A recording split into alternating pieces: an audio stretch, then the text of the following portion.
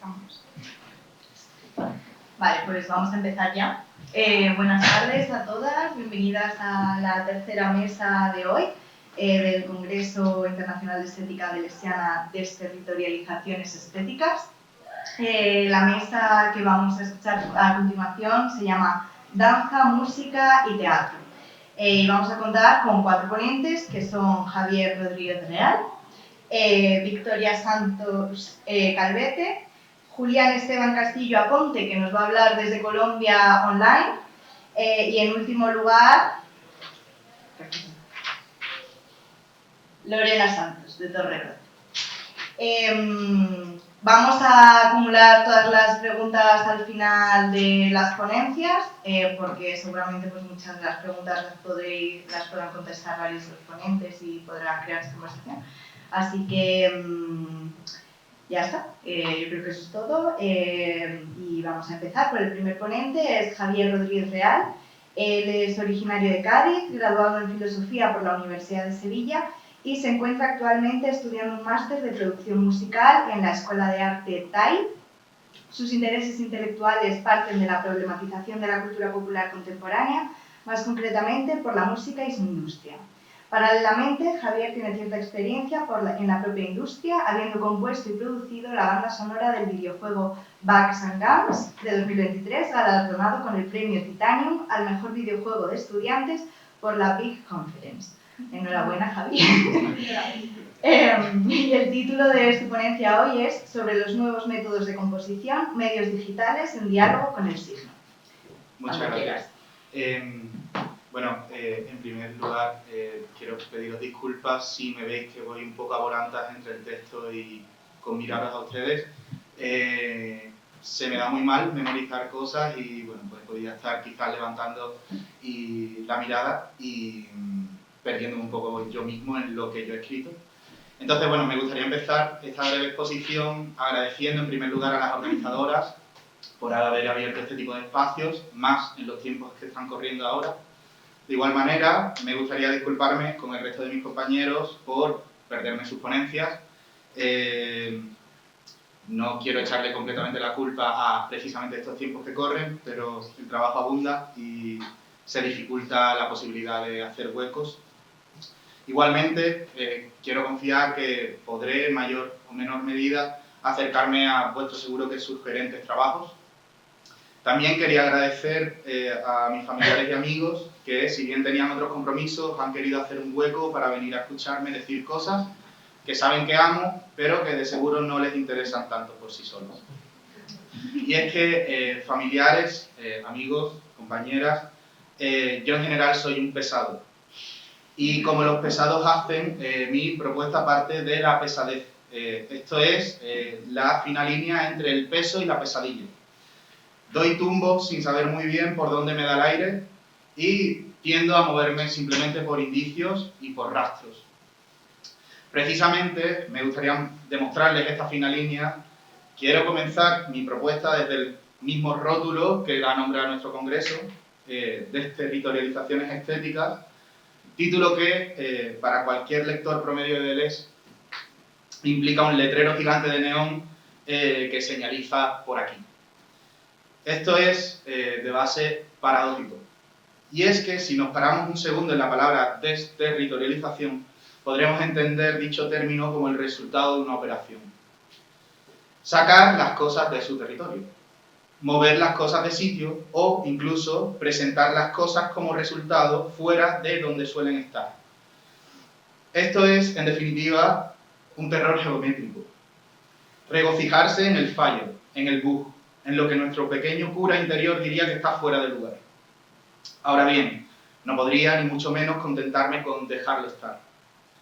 ¿Acaso no es un congreso, una conglomeración de eruditos que estudian todos, por A o por B, lo mismo? Pequeñas copias endogámicas que buscan en las palabras del otro los pensamientos perdidos que en algún momento fueron una posible vía de investigación. ¿Cómo sería posible hablar de desterritorialización en nuestro propio territorio? De repente, el espacio se torna un poco oscuro. ¿Qué estoy haciendo yo aquí? De alguna manera yo solo seguí una señal. Ese cartel gigantesco de neón que mi amigo pues no tuvo por qué ver. ¿Estaré haciendo ahora mismo el ridículo? ¿Habré aprendido mal la palabra desterritorialización? ¿Y bueno, qué pasa con el networking? ¿Cuánto tiempo estoy perdiendo por tratar de pensar en este sinsentido? Se me muestra como evidente que un cartel de neón por sí solo no generaría esta problemática. Pero no caigamos en la culpa tan rápido. Esto implica que este cartel no es sino un punto singular en el que convergen primero el título del cartel, el significado de la palabra desterritorialización y luego, por otro lado, un poco mi difusa subjetividad. Todo esto, en conglomeración, genera un sinsentido. Este sinsentido, o no sentido, o insensible, que es por supuesto pesado, pues me atrae como un agujero negro que me obliga a pensar en lo que entendemos como signo. Siguiendo a Deleuze, la sensibilidad en presencia de lo que solo puede ser sentido, lo insensible al mismo tiempo, se encuentra ante un límite propio, el signo. Esta cita pertenece a la página 216 de Diferencia y Repetición. No sé cómo citar en una conferencia, perdón. Es decir, los signos implican de base una relación de convergencia. En este caso, y de manera burda, yo entro en relación con una jerga, la palabra desterritorialización, que plantea una estructura de significado, en este caso, el vocabulario deleuziano, que está recogida en una estructura lingüística, la lengua. Al mismo tiempo, entro en relación con una forma de agruparse entre sujetos, un congreso, lo cual implica una estructura política, cómo nos organizamos. Es en esta relación, en la base del encuentro, donde se genera el punto de lo insensible. Aquello que pertenece a las tres funciones, muestra que no pertenece a ninguna, es una pequeña pesadilla matemática. Así, esto es la fundación de un principio de variabilidad. Las cosas pueden ser de otra forma, con respecto a la pertenencia a una u otra función, así como la base de un estricto violentamiento que nos obliga a pensar. Sin embargo, como los más astutos estarán pensando, esto no es una disección anatómica de lo que el signo es, sino las bases que constituyen su encuentro. De igual manera, voy a permitirme la mala idea de no entrar en dicha disección, invitándoles a recorrer pues, las brillantísimas páginas del capítulo 3 de Diferencia y Repetición, la imagen del pensamiento. Ahora bien, sería consecuente preguntarse por la relevancia de estos signos para cualquier investigación. Al fin y al cabo, el estudiante puede retener la información detallada por el profesor mediante un puntero mecanismo que serigrafía las palabras del docente en el cerebro de los alumnos. Alguna que otra voz desde el fondo podría reprochar, ¿y a mí qué me importa? O incluso, ¿y eso para qué sirve? En estos casos, lo mejor sería responder con cierta sonrisa burlona, diciendo que para nada. O al menos para nada de lo que a esta voz le interesa. Y es que el signo es esencialmente inútil en lo que respecta al correcto funcionamiento de un juego de reconocimiento. De hecho, es tan inútil que presupone la posibilidad de apagar dicho juego, apagar las luces para soltar el virus. Es tan inútil que una vez nos encontramos con él, no volveremos a ser propiamente los mismos. Esto se debe precisamente a que nos muestra algo más, algo que se está continuamente escapando por los recovecos de nuestra memoria, que las cosas pueden ser distintas. Pero no se confundan. Esto implica que el signo juega un papel fundamental, sobre todo en el aprendizaje. Y es que, siguiendo a Deleuze, aprender concierne esencialmente a los signos. Los signos son el objeto de un aprendizaje temporal y no de un saber abstracto. Esta cita es la página 14 de Proust y los signos. ¿Cuál es la diferencia entre un aprendizaje temporal y un saber abstracto? O, de forma más sencilla, ¿qué es un aprendizaje temporal? En primer lugar, considero que Deleuze refiere al saber abstracto como todos esos conjuntos de saberes que son abstractos, precisamente porque están desconectados del presente. Ojo, esto no es un ejercicio de discriminación de materias. Poniendo el ejemplo de la ley de inercia, el estudiante podrá perfectamente saber de memoria la formulación de dicha ley, e incluso podrá realizar valientes permutaciones en un papel donde resolverá baterías de problemas infinitas que necesitan de ese complejo saber para resolverse. Sin embargo, Muchos estudiantes podrán pasar por dicho proceso sin pararse ni un solo segundo en el principio más fundamental de la mecánica clásica.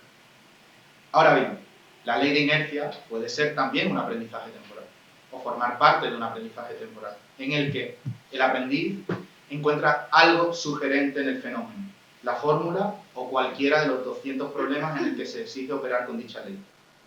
Es decir, el aprendizaje temporal tiene algo más que ver con la inquietud, en tanto pesadez, cuerpo de masa que obliga a traer al presente no solo al sujeto, sino todos los elementos que implican dicho punto. Por tanto, se nos revelan dos consecuencias. La primera, que la pregunta por el signo es siempre una pregunta por lo que le inquieta al sujeto, por lo que le mueve a pensar.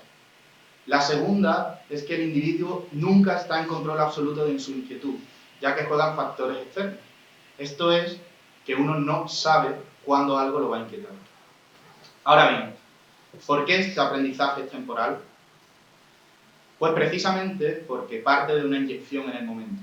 Presenta la posibilidad en un punto singular e infinitesimal de un cambio de trayectoria, por lo que, en cierto sentido, es siempre una mirada viciada hacia el futuro. Sigue habiendo más.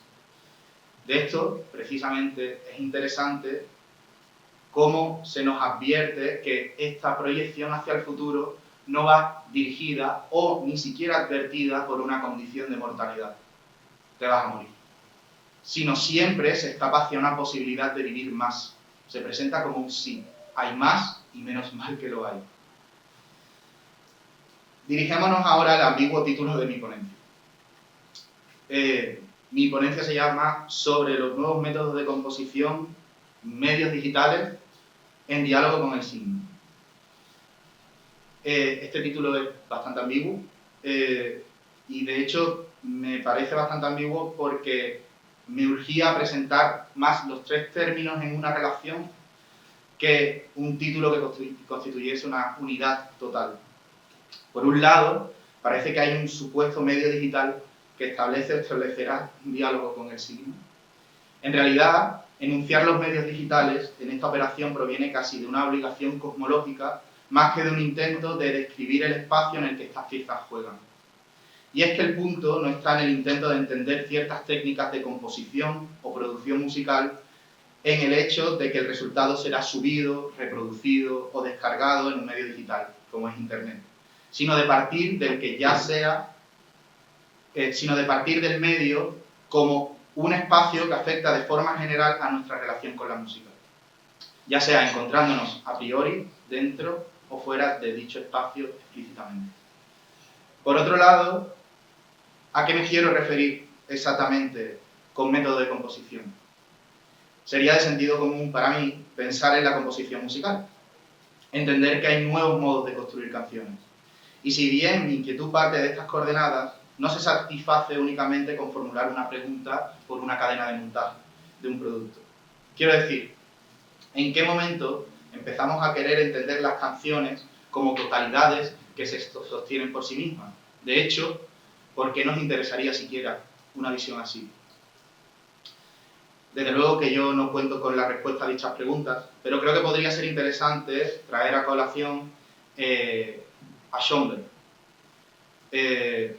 Schoenberg, y siguiendo sus palabras, hablando sobre el compositor, nos dice: un compositor, por supuesto, no escribe añadiendo música poco a poco, como hace un niño que construye con piezas de madera. El compositor concibe una obra completa, como una visión espontánea. Entonces, como Miguel Ángel, que esculpió el Moisés sin bocetos, empieza a completar cada detalle, configurando así directamente su material. Esta cita pertenece a la obra pedagógica de Schoenberg de Principios y Fundamentos de la Composición Musical. Está ubicada en la página 12 y es una breve introducción que Schoenberg hace a sus alumnos sobre cómo deben abordar el proceso de la creación musical. De esta manera, sería sencillo pensar las palabras de Schoenberg entendiendo que el compositor es capaz de escuchar literalmente la pieza en su cabeza antes de siquiera escribirla. Esto supondría caer en un burdo platonismo, en el que el artista recibe por condición divina la idea como un objeto abstracto y codificado que tiene que meramente escribir. Esto es entender al artista como un mero intérprete, generador de un producto comercial, goce para el resto. Sin embargo, esta visión se nos viene abajo cuando ponemos atención a la idea de completar cada detalle. Es en este sentido como podemos entender que la intuición musical está más allá del lenguaje, pues la idea no solo no aparece primariamente codificada, sino que parece que no se compromete con una codificación específica. El compositor precisa de detallar la pieza, la limita, la codifica. Pero no nos confundamos. Esto no transforma al compositor en un simple traductor. Exige una relación con la propia idea. O sea, esta relación con la propia idea exige una relación con los signos. Se dispone a un viaje, a una búsqueda de rastros. Establece una relación con el presente a partir del material que trabaja. Ahora bien, remitiéndonos a Schoenberg, el compositor no busca únicamente su goce ni su autoestima en la pieza, sino que va un paso más allá que el niño que acopla las piezas de madera. Se introduce en el propio medio para deformarlo. Encontramos aquí una relación entre la visión del compositor en Schoenberg y la idea de artista en el antiquismo.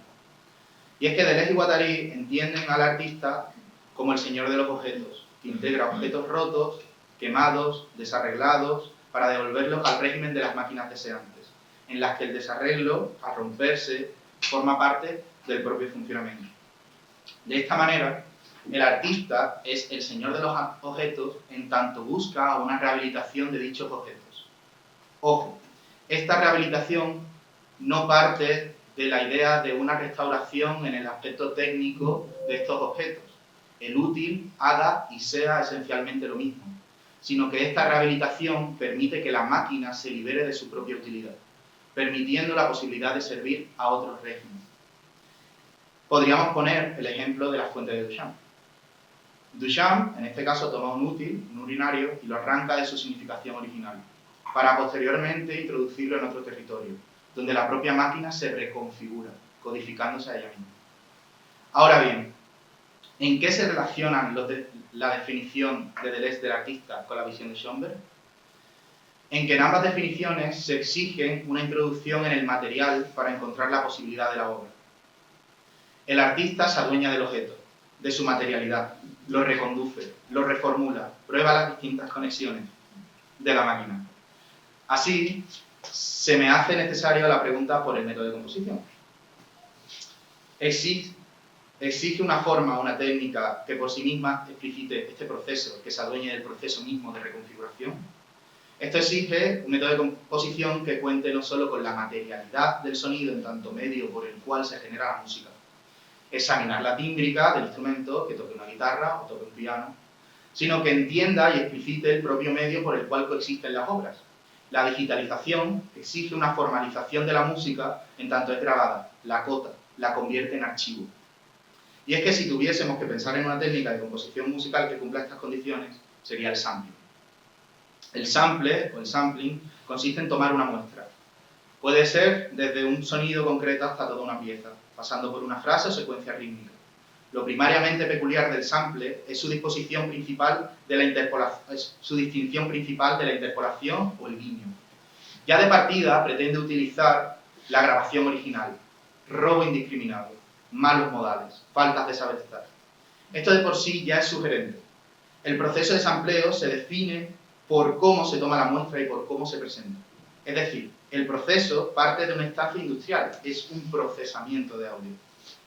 Esto lo diferencia de la interpolación y el guiño, que presuponen un nuevo intérprete. Sin embargo, al tomar la muestra desde el archivo de audio, el sampling arrastra al intérprete original para llevarlo a donde uno vea. En cierta medida, samplear implica forzar al intérprete a que haga otra cosa, mostrar al propio archivo su condición de archivo, su maleabilidad, su posibilidad de cambiar y variar. El código me importa lo mínimo. Mostrar que puede ser distinto a lo que hizo originalmente, deformar la obra original para convertirla en una obra nueva. Además, es importante mencionar que no todo lo que se samplea es originariamente musical. Podemos ampliar desde pájaros, diálogos de películas, sonidos, anuncios. El sample se derrama en la contemporaneidad como el modo de composición popular. De esta manera podemos cuestionarnos en qué medida el sample constituye una herramienta transgresora en el contexto contemporáneo. Voy a acelerar un poco. De base y siguiendo esta brevísima disertación sobre los signos, podríamos pensar que el sample no es más que un modo de referenciar, de reconocer aquello que nos gusta. No escapa, sino que reitera el juego de reconocimiento de estudiantes y profesores. Jugar a que yo lo reconocí primero. Convertir la música en una competición. Sin embargo, considero que esta definición sería propia de una mirada cruel y oscura. Y es que desde esta perspectiva no se presupone el contacto con una cultura, sino la relación con un mercado.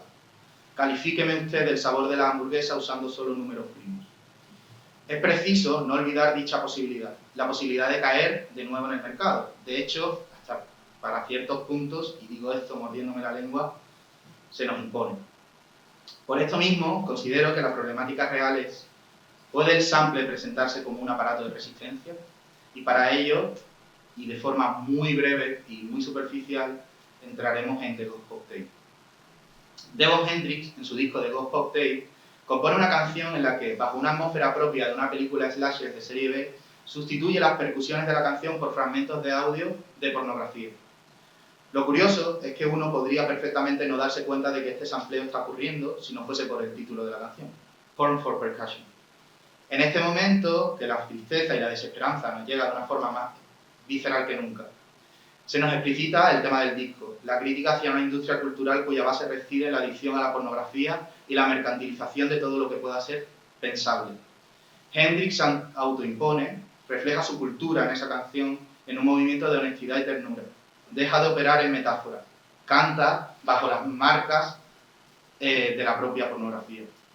Así que si bien esto no asegura el sample como el salvador de la cultura que viene a revelarnos los fallos y la oscuridad del mercado, sí nos impone un modelo peculiar sobre el que movernos. Nos ofrece una óptica fresca y contemporánea.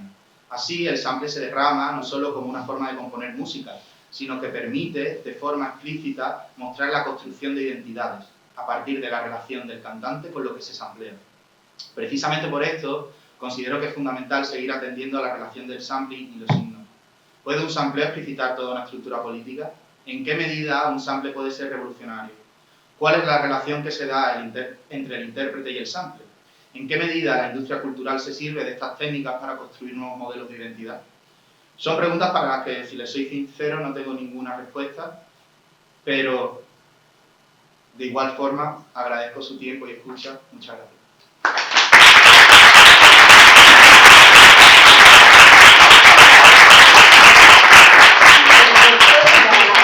Había llegado a cero, pero no me tocó. Perfecto, muchas gracias, David. Vale, y ahora... ¿quieres ponerte ahí?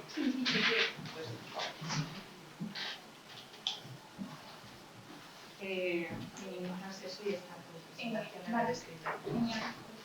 Gracias. ¿Quieres empezar? Gracias, sí, sí, tranquila. Sí. Vale.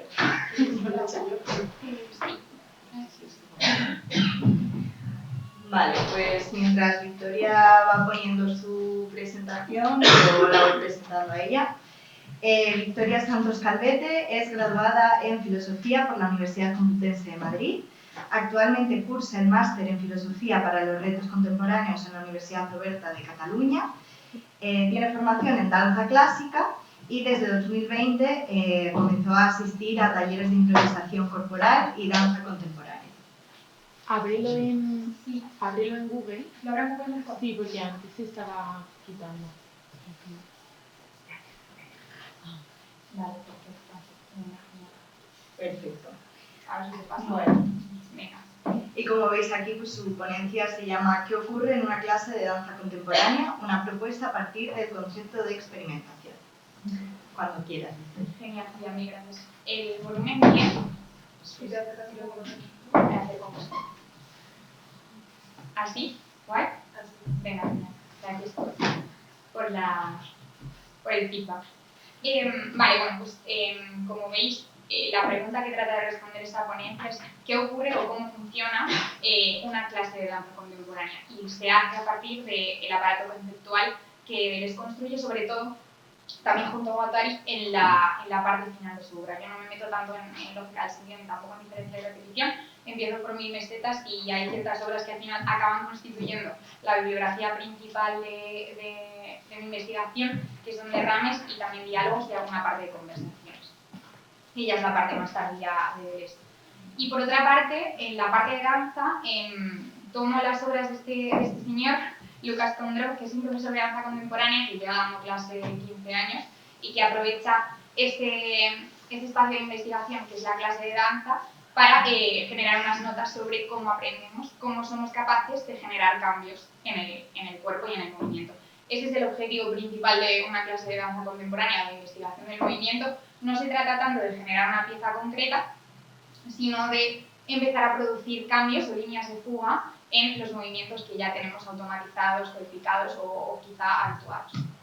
Lo que ocurre cuando empiezo a leer a 1000 mesetas, bueno, a leer 1000 mesetas en el club de lectura 1000 mesetas que muchos de aquí conocemos, es que el concepto de experimentación, a pesar de no ser un concepto que aparece muchísimo, como puede aparecer agenciamiento, cuerpos sin órganos, etc., en la obra de Deleuze y de Guattari, sí que es un concepto que lleva, o sea, que aparece justo en momentos en los que Deleuze o Guattari nos piden experimentad, no interpretéis jamás.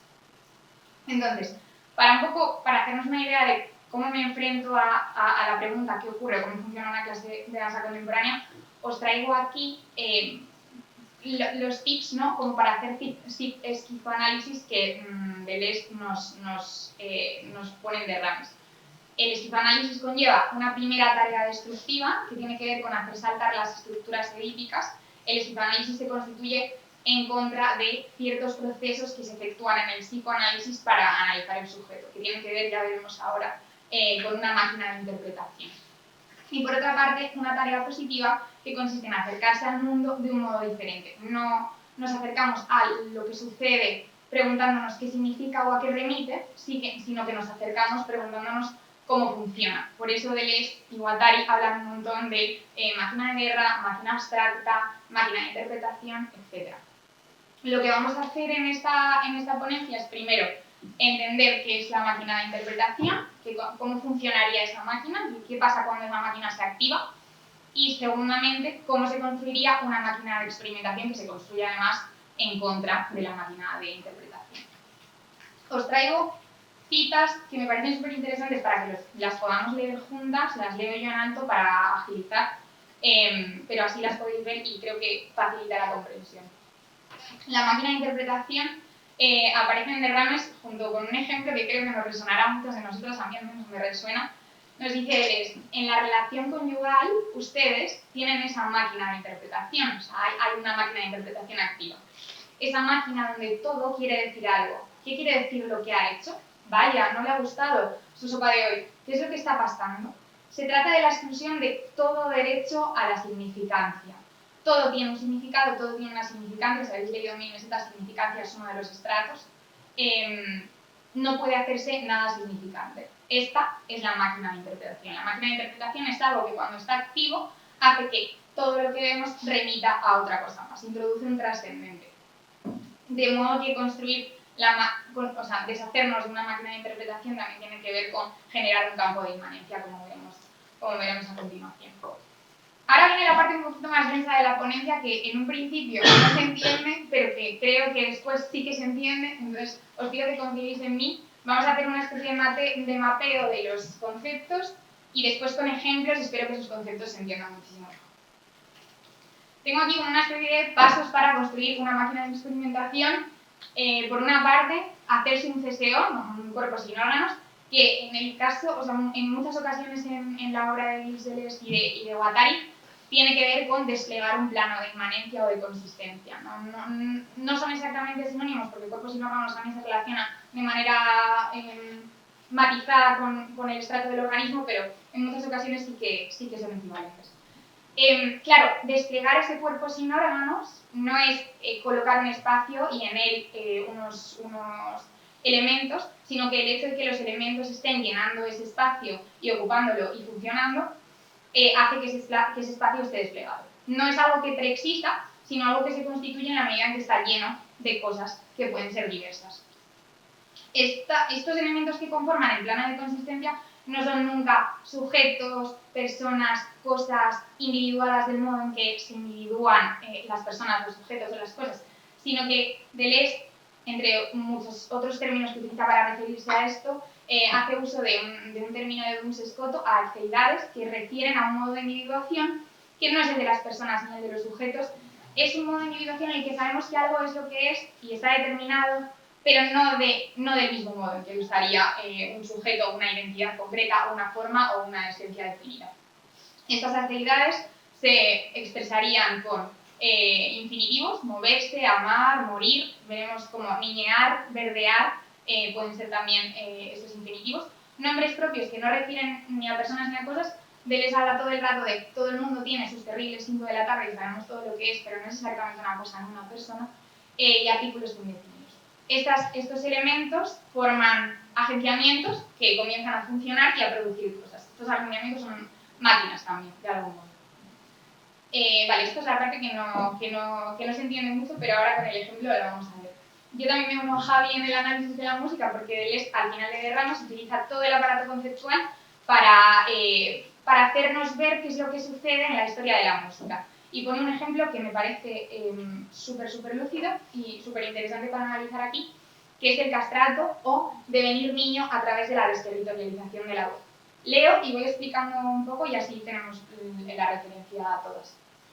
El castrato, dice, es un agenciamiento maquínico al que no le falta nada. Un devenir niño que ningún niño tiene. Creo que es importante prestar atención a este momento en el que Deleuze de repente se para a explicar qué es eso del devenir, porque lo utilizamos mucho y yo no terminaba de comprenderlo, sabía que no era convertirse en, no era imitar a, pero no sabía exactamente lo que era y creo que aquí se puede ver qué matices incluye la palabra devenir que la aleja de cualquier uso similar como convertirse en o imitar a. Devenir niño es necesariamente, no devenir un niño tal como un niño es, o sea, el castrati, los castrati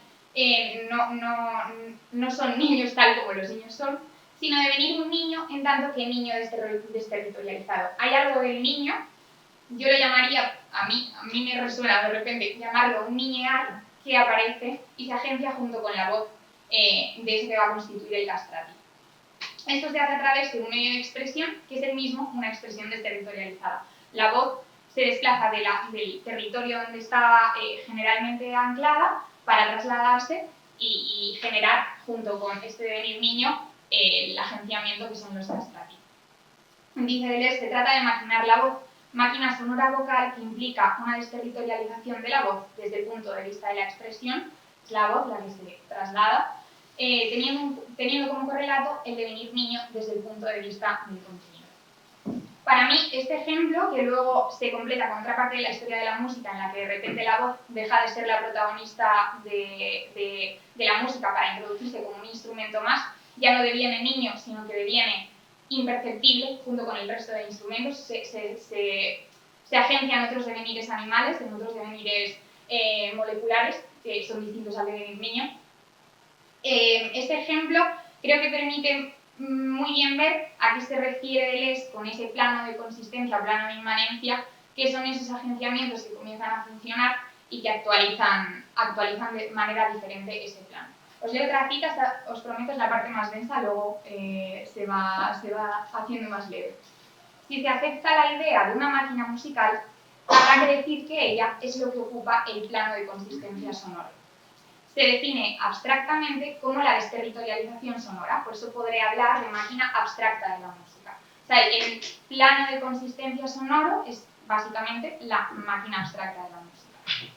La máquina abstracta es todo ese conjunto de procesos de desterritorialización sonora. El caso del castrati es un ejemplo muy concreto. La voz, que antes estaba anclada en ciertos territorios, que en el análisis que hace Deleuze tiene que ver con el género de quien canta, de repente sale de ahí, sale de esa tierra y a través de un devenir niño genera ese agenciamiento que son los castrati.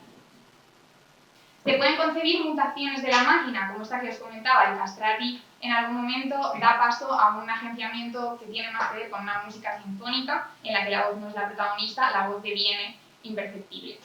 Se pueden concebir mutaciones de la máquina, tales que sus diferentes elementos cambien completamente de relación. De repente se construyen dentro de esa máquina abstracta o esa máquina abstracta pasa a ser ocupada por máquinas concretas que generan cosas diferentes a la anterior.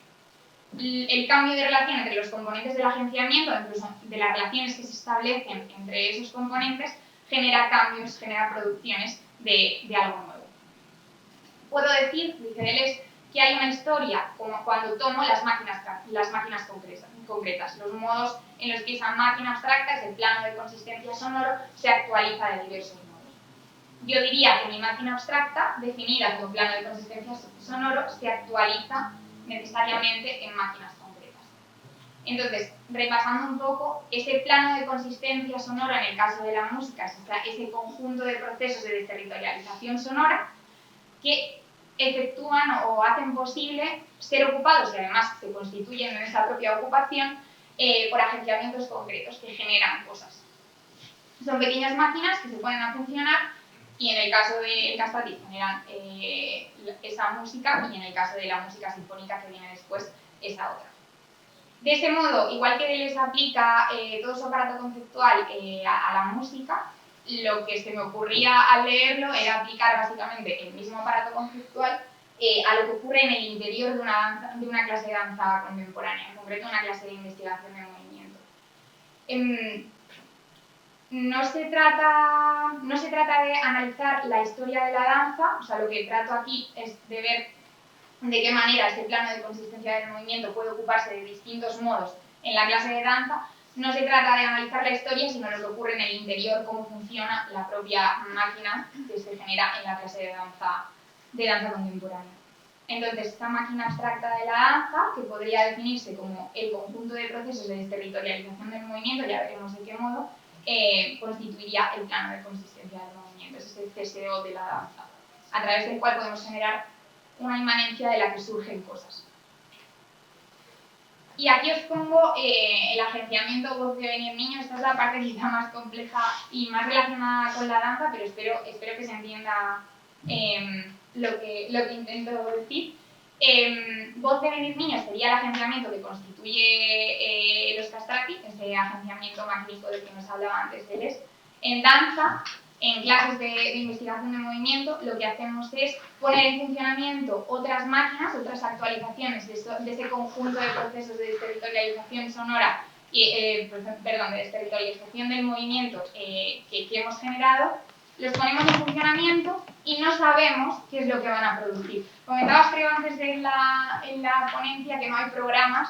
Yo digo que sí que hay programas y veremos de qué manera. Hay programas, pero no se sabe nunca qué van a producir. Tú te asientas en un programa y tiras para adelante, sigues esa línea, pero no sabes qué va a pasar. De modo que, igual que hablaba Javi, se genera una especie de concepción de la creación o de la producción de cosas nuevas que no tiene que ver con un genio creador ni con un sujeto constituyente, sino con ciertas relaciones que se establecen, ciertos protocolos de experimentación que dan lugar a cambios que no se sabe nunca qué cambios van a ser. Entonces hay como todo el rato que volver de nuevo a esa máquina que hemos establecido para ver qué está produciendo.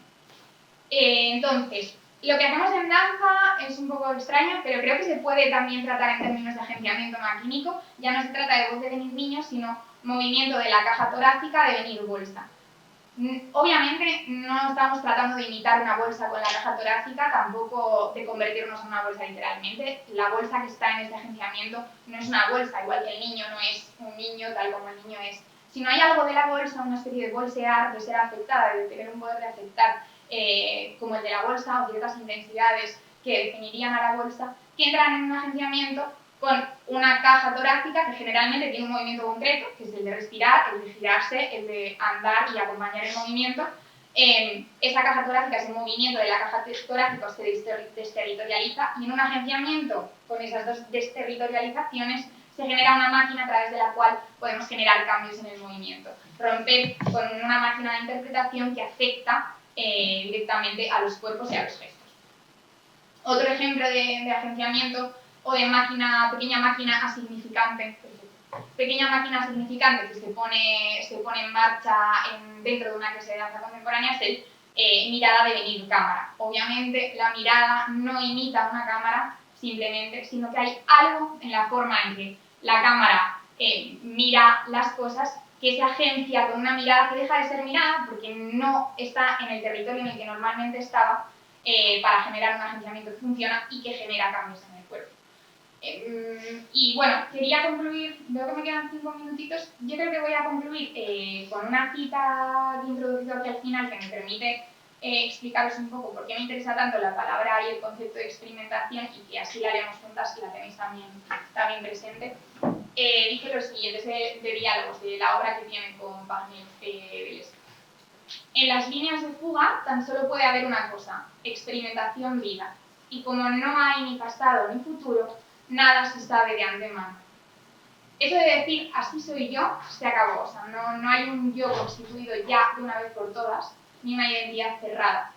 Nada de fantasmas. Los fantasmas es una palabra que utiliza Deleuze para criticar el procedimiento, bueno, el procedimiento que él ve en el psicoanálisis. Toda conducta del sujeto remite a algo del pasado. Significa algo, en última instancia, se interpreta. Entonces no hay fantasmas, hay programas de vida que se modifican a medida que se están haciendo, que se traicionan a medida que se abren paso, como orillas que desfilan o canales que se distribuyen para que corra un flujo. Nada de la infinita reseña de interpretaciones siempre un poco sucias, nada de remitir, de que el signo remita al signo constantemente, de que todo signifique algo, sino la generación de un campo de inmanencia, procesos finitos de experimentación, protocolos de experiencia. Hablaba también con Pili y Alejandro en la anterior ponencia de la prudencia necesaria para la experimentación. Para mí la prudencia tiene muchísimo que ver con el establecimiento de un protocolo de experiencia. La experimentación, igual que la improvisación en danza contemporánea, si a ti te sueltan en una clase tú sola y te dicen improvisa, saca algo nuevo de tu cuerpo, es probable que acabes cayendo en los códigos en los que callas todo el rato. Entonces lo que haces es asentarte en una línea, en un agenciamiento que pones a funcionar, ese mirada de venir cámara o este caja torácica de venir bolsa, y a partir de ahí es como se generan los cambios. Los programas nos dicen, no son manifiestos y menos son fantasmas, son puntos de orientación para conducir una experimentación que en ningún caso podemos saber qué frutos va a dar, pero sí que sabemos que algún fruto, algún cambio va a generar. Devenires moleculares en los que el aire, el sonido, el agua, la bolsa, el niño, la cámara, son captados en sus partículas de la vez en sus flujos y se conjugan con el mío. Experimentad, no interpretéis jamás.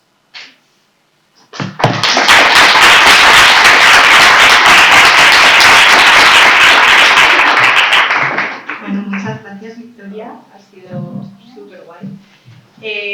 Sí, ahora le toca la ponencia online. Vamos a ver si Julián nos está.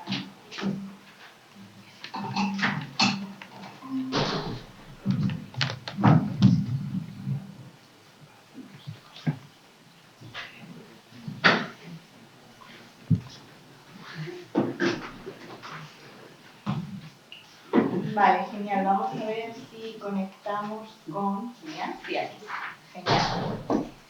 Genial. Vale, pues te presento. Julián Esteban Castillo Aponte es estudiante de la licenciatura en Humanidades y Lengua Castellana de la Universidad Distrital Francisco José de Caldas. Fue integrante de los semilleros Cuerpos Imaginantes y Sotileza. Sus intereses académicos se centran en las experiencias arqueogenealógicas y rizomáticas, el giro decolonial, el paradigma posmoderno y nuevas perspectivas historiográficas. Ha participado en eventos académicos de alcance nacional e internacional y ahora en este congreso. Su título de hoy es Corporeidades en disolución, minimalismo extremo y cuerpos sin órganos en la danza experimental. Así que cuando quieras, Julián, puedes empezar. Bueno, un cordial saludo a todos los asistentes. Expreso mi más sincero agradecimiento al comité organizador del Congreso Internacional de Estética Deleuziana por haber hecho posible este encuentro, así como a mis compañeros de mesa, Javier Rodríguez, Victoria Santos y Lorena Santos, y a nuestra moderadora, Julia Rico.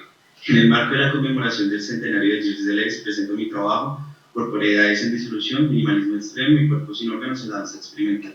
Un análisis sobre la estética de lo extremo a través del minimalismo. Este trabajo tiene como objetivo examinar la configuración de la estética de lo extremo a partir de la práctica de cuerpos sin órganos, explorando su despliegue postantropocéntrico a través de estrategias minimalistas. Para tal efecto, se estudiarán las piezas biodancísticas, disección, cuerpo cuerpo y voz e intranos. Antes de iniciar, me gustaría preguntarles si se me escucha bien, si ven claras mis diapositivas. Sí. Sí, ¿Sí? Bueno, gracias. Listo. Entonces, este trabajo se estructura en 4 secciones desde la crítica postmoderna. Primero se plantea la pregunta-problema y la tesis central. Acto seguido, en Un sol que se apaga, el ocaso del sentido de la posmodernidad, se examina la crisis del humanismo en sus dimensiones ética, epistémica y ontológica en relación con procesos de individuación en el sentido moral, observables en los agenciamientos creativos dentro de la estética de lo extremo. En el siguiente apartado, estetización del nihilismo, cuerpos sin órganos y estrategias minimalistas en lo extremo, se analizan las estrategias minimalistas en 2 obras de danza experimental y su vínculo con una subjetividad postantropocéntrica. Finalmente se presentan las conclusiones.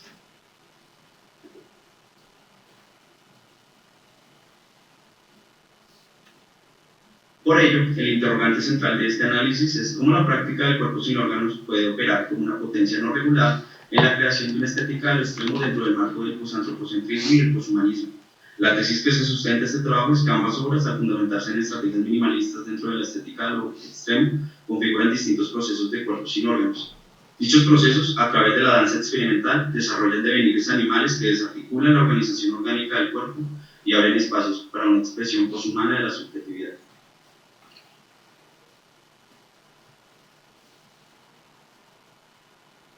Bueno, este apartado tiene por nombre Un sol que se apaga, el ocaso del sentido de la posmodernidad. Reflexionar sobre los procesos de individuación posantropocéntricos implicaba reconocer las necesidades ontológicas emergentes en el siglo XX y los efectos de la crítica posmoderna en la configuración de un diseño de vida. Según Jean-François Lyotard, la posmodernidad no superaba ni se oponía radicalmente a la modernidad, sino que emergía dentro de ella, reconfigurando sus estructuras mediante la heterogeneidad de saberes, la multiplicidad identitaria y la crítica a marcos discursivos legitimados. Según el opúsculo La condición posmoderna, informe sobre el saber de Lyotard, el estatuto epistemológico del saber científico entró en crisis debido a la influencia del sistema capitalista, el aceleracionismo tecnocientífico, la privatización del conocimiento y las tendencias teleológicas de la historia, entre otros factores que exigen una mayor aplanación conceptual. Para Lyotard, el saber científico se estructuró como un juego lingüístico donde la denotación definió su aceptabilidad, estableciendo condiciones de verdad sujetas a validación empírica o racional. La interrogación y la prescripción funcionaron como herramientas auxiliares discursivas para posicionar el enunciado. Con su institucionalización, este saber se profesionalizó y se distanció del cuerpo social, a diferencia de los saberes narrativos tradicionales. Así, el saber científico formuló enunciados verificables sin una relación identitaria con el objeto de estudio, validando sus criterios dentro del acervo bibliográfico de la ciencia. No obstante, pues la posmodernidad no supuso el desplazamiento del saber narrativo, sino que evidenció la heterogeneidad dentro del saber científico, donde coexistían múltiples discursos y enunciados. La posmodernidad, al adoptar una aproximación contrateleológica, se introdujo en un horizonte postmetafísico donde el individuo quedó desprovisto de todo fundamento sacralizado. Para el filósofo italiano Gianni Vattimo, en su opúsculo El fin de la modernidad, nihilismo y hermenéutica en la cultura posmoderna, la agonía de los fundamentos metafísicos confrontó al individuo posmoderno con la necesidad de adoptar el nihilismo consumado como perentoriedad ontológica. El nihilismo, al desarrollar este planteo, mostró que el individuo posmoderno precisaba de un centro metafísico y avanzaba hacia una X. Fue un desplazamiento hacia lo complejo, hacia un espacio de determinación, pues anteriormente su existencia giraba en torno a un punto fijo que le atribuía orden y significado. Huérfano de un fundamento que le diera estabilidad, el ser quedó completamente vacío. Vattimo interpretó que, según Nietzsche, el nihilismo redujo al ser a un flujo sin rumbo tras la desvalorización de los valores supremos, mientras que Heidegger sostuvo que se convirtió en un valor de cambio instrumentalizado. La desafección política, el relativismo moral y la precarización laboral no fueron causantes del nihilismo, sino consecuencias de transformaciones históricas que redefinieron al ser. Vattimo vio el nihilismo postmetafísico como una gramática inevitable de su tiempo. El ser ya no tenía cimientos estables, sino un flujo de intercambios sin esencias mínimas. El humanismo, antes sustentado en lo trascendente, oscilaba entre la firmeza y la caída, quedando a la deriva. Desde Heidegger, Vattimo lo interpretó como una ideología que afirmaba ilusoriamente al individuo como centro. Así el mundo tecnocientífico no era un peldaño más, sino la culminación del proyecto metafísico. Para Vattimo, el atardecer del humanismo y de la metafísica no representaba un punto de superación absoluto, sino un proceso de asimilación. La subjetividad no se extinguía, sino que se reinventaba en clave posantropocéntrica. En su opúsculo Lo poshumano, la filósofa italo-australiana Rosi Braidotti argumentó que el posantropocentrismo obligaba a reconsiderar la vida en términos de relación y de vida. A través de la política de la vida se determinó que la existencia no debía entenderse como propiedad exclusiva de la humanidad, sino como un fenómeno compartido por diversas formas de vida. La vida no se concebía como un concepto netamente cerrado, sino como un flujo continuo de interacciones. Según Braidotti, la noción tradicional de bios había privilegiado la vida humana e inteligible, mientras que el Zoe representaba una fuerza vital regenerativa que trascendía especies y categorías. Como reacción a la mercantilización capitalista de la vida, surgió una ética zoocéntrica que redefinió el corazón posantropocéntrico desde la igualdad ontológica. Este modo de vida posmetafísico en el plano del ser fue uno de los efectos de avanzar hacia la X. En su incertidumbre, zozobra, vacilación, produjo las condiciones de posibilidad para constituir, desde una condición nihilista, una práctica del mundo igualitaria donde todas las formas de vida adquirieron relevancia. El nihilismo consumado partió del reconocimiento de la descentralización de la existencia humana en el universo y ahí procuró una vía materialista que rescatara el valor de la vida a través del Zoe, sin someterlo a dictámenes exclusivamente económicos. La asimilación se manifestó en la interconexión entre biotecnología y poshumanismo. Curiosamente, Braidotti señaló que los cuerpos biotecnológicamente intervenidos devienen en procesos dinámicos, como la disolución de jerarquías en el devenir animal. Deleuze y Guattari ejemplificaron este coagenciamiento con la interacción de la orquídea y la avispa en Mil Mesetas, basada en territorialización y desterritorialización en esos juegos.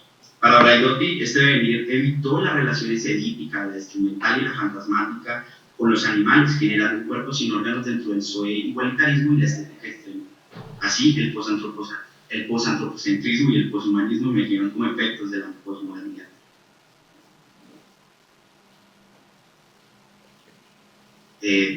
¿Cómo vamos? ¿Se me escucha todavía bien o ha habido alguna interrupción? Vale, listo. Este tercer apartado tiene por nombre estetización del nihilismo, cuerpos sin órganos y estrategias minimalistas del ser. Tras el nihilismo consumado, el debilitamiento del ser en el posantropocentrismo y la caída de los metarrelatos, la muerte del arte inauguró nuevos horizontes sensibles. Como señala Arens, el arte abandonó las categorías clásicas de la estética, sumergiéndose en un proceso de asimilación. Para Batty no solo simplemente una superación, sino una aceptación sinosálgica del fin de la metafísica. La estética de lo extremo emergió en estas condiciones, estructurando dos estrategias. Por un lado, el maximalismo, caracterizado por actos artísticos de alto riesgo, y el minimalismo, basado en la parquedad y en la economía de elementos. Ejemplos del primero incluyen performances peligrosas, mientras que el segundo se reflejó en el final del vacío constituido en Sao Paulo en el año 2008. Ambos estilos desconcertaron al espectador, desde luego, exigiendo una mirada desprejuiciada ante un nuevo paradigma estético. Con la publicación de Humani Corporis Fabrica, Andreas Vesalius subrayó la importancia de la disección en la medicina moderna, basando su trabajo en la observación y la experimentación directa. Inspirada en esta obra, la cátedra extraordinaria Gloria Contreras en danza de la UNAM convocó a bailarines para representarla en The Humanis Corporis Danza, estrenada en el Aleph 2021. En este marco, Disección Cuerpo y Voz, desarrollada por Juan Pablo Villa, Gabriela Gulco y Ernesto Len, exploró un dibujo de Vesalius a través de la interacción entre cuerpo y sonido. Esta videodanza, en blanco y negro, acentuó textura y contraste, evocando la crítica de Derridiana. La luz no solo revela, sino que también oculta. La luz, como muestra paradigmática, simbolizaba la verdad. Como ustedes recuerdan, en el mito de la caverna, los prisioneros veían sombras proyectadas en la pared, correspondientes al mundo de lo sensible. Cuando uno de los prisioneros escapó, se enfrentó a la luz del sol, y fue entonces cuando la verdad del mundo inteligible se le reveló. La metáfora adquirió de hecho una nueva dimensión en la filosofía cartesiana. En Meditaciones Metafísicas, Descartes presentó el lumen natural, facultad racional para discernir la verdad. Derrida al respecto desmontó esta idea cuestionando el propósito del sum como certeza absoluta. Para él, la luz cartesiana no revelaba la verdad pura, sino que ocultaba lo que no quería ver. Por ponerles un ejemplo, cuando observamos el sol directamente, no logramos ver mejor, sino que nos cegamos.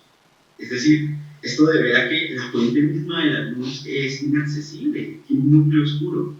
La luz, al ser sobreexpuesta, se transforma en una forma de irritación y enrojecimiento. La luz no es una garantía de claridad o de comprensión, sino que contenía en sí mismo una opacidad constitutiva. Derrida introdujo la noción de luz negra, una metáfora que suponía que la verdad no se alcanzaba por medio de una visión luminosa, sino a través de un juego de sombras, ocultamientos y revelaciones parciales. La luz negra, dentro de la estética del extremo, a través del minimalismo, se revelaba en la escala de grises presentes en disección cuerpo y voz, como lo pueden ver en las imágenes que puse. La sobreexposición a la luz deshacía los detalles, mientras que los contrastes entre la paleta monocromática exponían una textura en la imagen. Disección cuerpo y voz exploraba el minimalismo extremo al centrarse en el cuerpo y su movimiento sin escenografía. La respiración y los sonidos sutiles acompañaban la danza, mientras que la venda en los ojos de Gabriela Bulco simbolizaba la percepción táctil sobre lo visual. La tensión entre contracción y expansión es un ejercicio de devenir animal, evidenciando la práctica del cuerpo sin órganos de Deleuze y Guattari, donde el cuerpo se despojaba de su estructura jerárquica para abrirse a nuevas intensidades. Disección cuerpo y voz explora un cuerpo sin órganos esquizoexperimental, si se me permite la expresión, donde las intensidades y vibraciones emergían sin restricciones. A diferencia del maximalismo, que podía llevar el exceso y la disolución total, el minimalismo permite habitar el límite inmanente del cuerpo sin órganos, abriendo posibilidades posantropocéntricos y poshumanistas. La gestualidad oscila entre lo espasmódico y lo reptante, manifestando un ser en estado de alerta y adaptación. La vendas despersonaliza el cuerpo, intensifica su devenir animal. La rigidez de los omoplatos y los músculos dorsales expone el control de flujos y la captura de los cuerpos sin órganos por los estratos, mientras que el performance demuestra cómo el plan de consistencia de movimiento desestratifica el cuerpo, liberando intensidades y flujos creativos.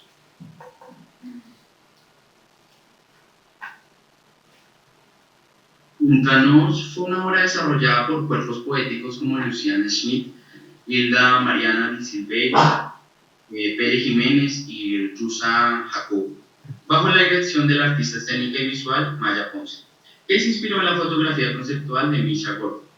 Desde el principio, la disposición circular insinuó un acto de comunión, evocando rituales ancestrales y prácticas de sanación que buscaban la unión. Al inicio, la proximidad de los cuerpos acentúa la unidad y la simbiosis en un mundo onírico. Al velar los rostros y resaltar las espaldas, se oblitera la subjetividad y se evoca la vulnerabilidad y la memoria corporal.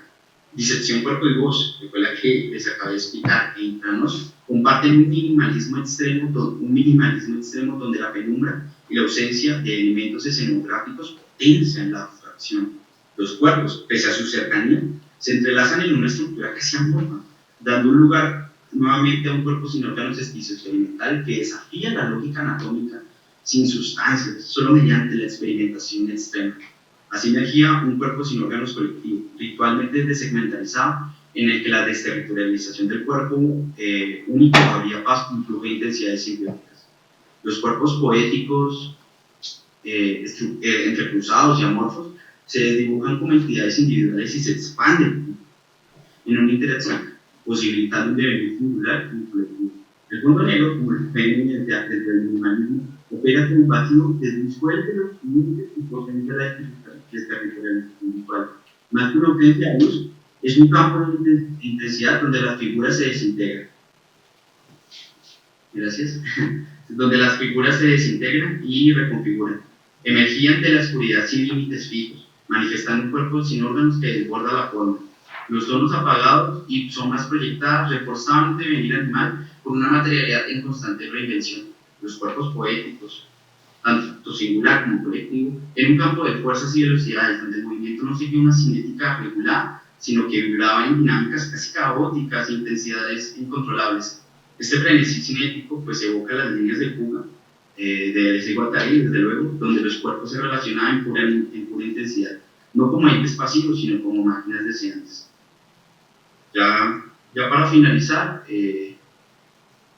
desde una micropolítica del deseo, la estética del extremo y clave minimalista se articula con un horizonte sobrecentro, emergente ante las crisis ambientales en Latinoamérica y la demanda de nuevas sensibilidades. Si se lleva a cabo un cuerpo sin órganos pertinente, este puede permitir, desde el minimalismo, el habitar desde el límite. Mientras que si se lleva un cuerpo sin órganos por medio del maximalismo, puede romperse y puede desembocar en una línea, en un punto de fuga total, es decir, en la muerte del artista. Entonces, es por eso que en este caso decidí centrarme más bien en el minimalismo como propuesta, como estrategia dentro de la estética de lo extremo. Como manifestación del nihilismo consumado, ejerce el cuerpo sin órganos frente a las estratificaciones normativas del arte. Su simplicidad radical abre un espacio de experimentación y de construcción de los cuerpos y de las formas establecidas, potenciando una experiencia sensorial sutil donde el silencio y la vaquedad cobran una fuerza expresiva. Al desafiar las convenciones visuales y sonoras, esta estética reconfigura la relación con el tiempo, la presencia y el devenir. La luz y la oscuridad, como las obras analizadas, operan como vehículos para desvelar lo oculto, proponiendo una luz negra que cuestiona la fragilidad de la verdad y la realidad. Eso sería todo. Muchísimas gracias por prestarme atención y hubiera querido participar junto a ustedes, verlos, estar desde lo físico, pero pues lastimosamente estoy acá en mi país. Muchas gracias.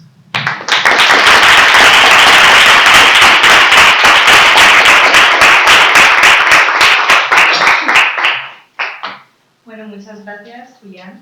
La próxima nos invitas a Colombia y nos vemos todos juntos allí. Claro, desde luego. Como dato curioso, ahorita Colombia son apenas las 9 de la mañana.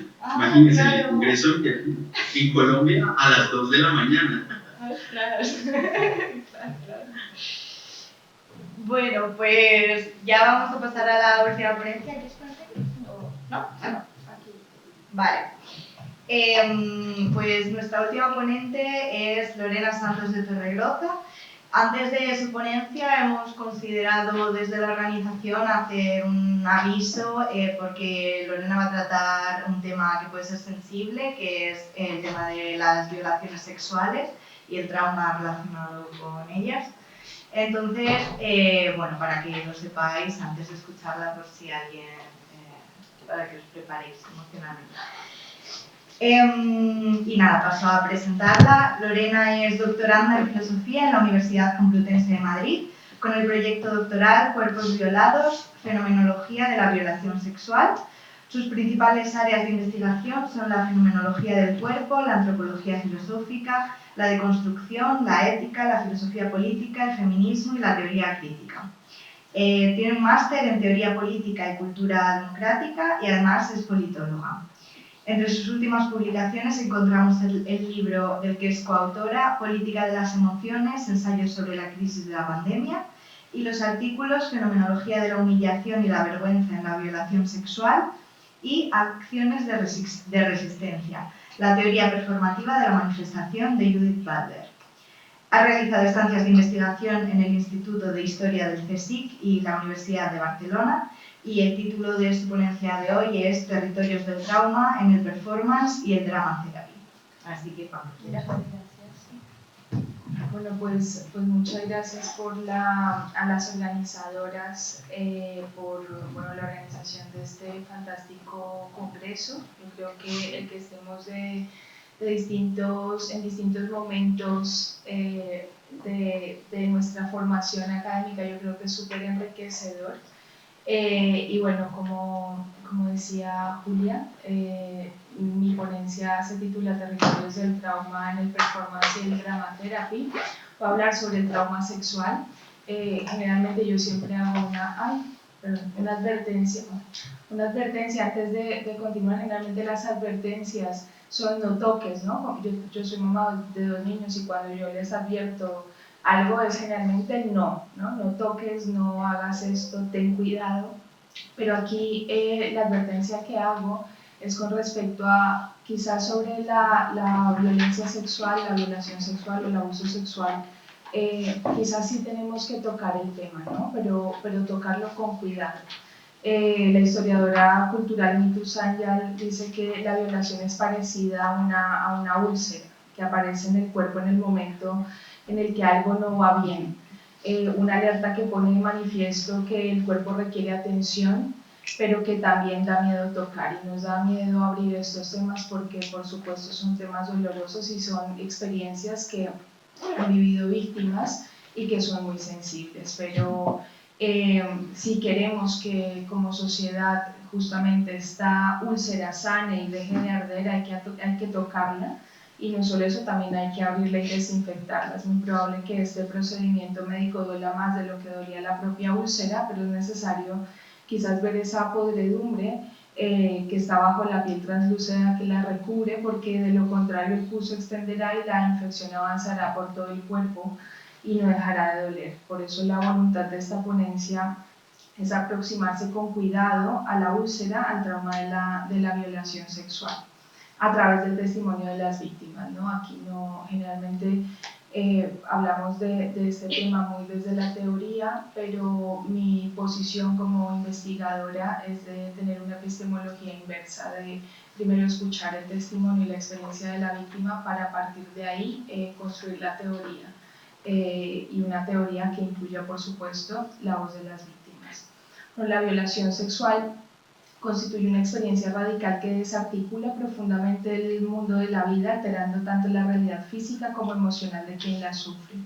El objetivo de esta ponencia es abordar el proceso de elaboración y reconfiguración del trauma asociado a la violación sexual, explorando expresiones estéticas que posibilitan la transformación del sufrimiento en formas de resistencia y sanación. A partir de los performances de la artista española Jana Lío y su Project Don't No Rape, y de la elaboración del trauma de víctimas de abusos sexuales en entornos eclesiales mediante el drama therapy, como se documenta en el documental Procession de Netflix, se analizará cómo la elaboración estética del trauma permite una reconfiguración de la experiencia de la víctima, no solo representando el sufrimiento, sino también generando nuevas formas de subjetividad a través de la desterritorialización de sus cuerpos y emociones. Siguiendo la teoría de Deleuze sobre desterritorialización y la producción de nuevos cuerpos y significados, se argumentará que tanto el performance como el drama therapy facilitan una reterritorialización del sujeto, creando nuevos territorios de comprensión y resistencia frente a la violencia sexual. Vale, el primer apartado voy a caracterizar una parte de lo que es el trauma sexual, que es la petrificación del cuerpo y del lenguaje, para luego hacer la explicación sobre las dos formas de elaboración del trauma mediante el performance y el drama therapy. En su libro Ceder no es consentir, la psicoanalista y filósofa Clotilde Gil señala que la experiencia traumática de la violación sexual se caracteriza por su inarticulación, manifestándose particularmente en la parálisis del cuerpo como una respuesta involuntaria de cesión. La autora describe cómo en el núcleo del trauma sexual y psíquico el sujeto se ve completamente petrificado. El cuerpo de la víctima se convierte en una especie de piedra que no le permite escapar ni liberarse. Lo que debe destacarse es que en este secuestro no es únicamente el resultado de una fuerza física contra la que la víctima no puede defenderse, sino que en otro plano se trata de una deflagración que afecta al cuerpo de tal manera que la persona se siente separada de él. Es como si ya no pudiera moverlo. En este estado, el individuo se ve reducido a su propio cuerpo, atrapado en la situación traumática, y se ve obligado a renunciar, a ceder de alguna manera a una parte de sí mismo. En esta experiencia, el cuerpo deja de responder a la voluntad del individuo, lo que genera una desarticulación entre la conciencia y el cuerpo, produciendo una fractura en la relación de la persona con su cuerpo propio.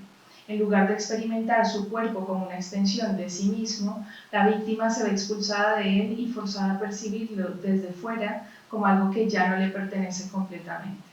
En este estado no solo se pierde la capacidad de moverse o de resistir, sino que se produce una especie de separación existencial. La persona se percibe paradójicamente como si estuviera atrapada dentro de su propio cuerpo, pero a la vez expulsada de él. A su vez, la experiencia traumática de la violación sexual produce una petrificación del lenguaje. En muchos casos, durante la violación, las víctimas no pueden decir nada, no pueden articular palabra. De Gil menciona que el silencio de la víctima no es el de un quien no dice nada consciente, sino que significa la imposibilidad del sujeto de responder a la situación a la que se enfrenta. Puede gritar, pero no puede articular palabra, o su palabra solo será un grito. Basta con remitirse al mito de Filomela, la hija del rey Pandión, quien fue violada por el tracio Tereo. Después de violarla, Tereo le corta la lengua, pues su boca muda no puede revelar lo que ha sucedido, relata Ovidio. Esta imagen de la lengua cortada expresa metafóricamente el trozo de cuerpo arrancado por el trauma sexual. La víctima es despojada de su capacidad de decir. Deleuze subraya que todo proceso de desterritorialización es un desplazamiento, un cambio de lugar que da lugar a nuevos modos de existencia. Aplicado al trauma de la violación sexual, este desplazamiento se comprende como una fractura profunda en la subjetividad de la persona que pierde su sentido de identidad y pertenencia tanto en su propio cuerpo como en el mundo que lo rodea.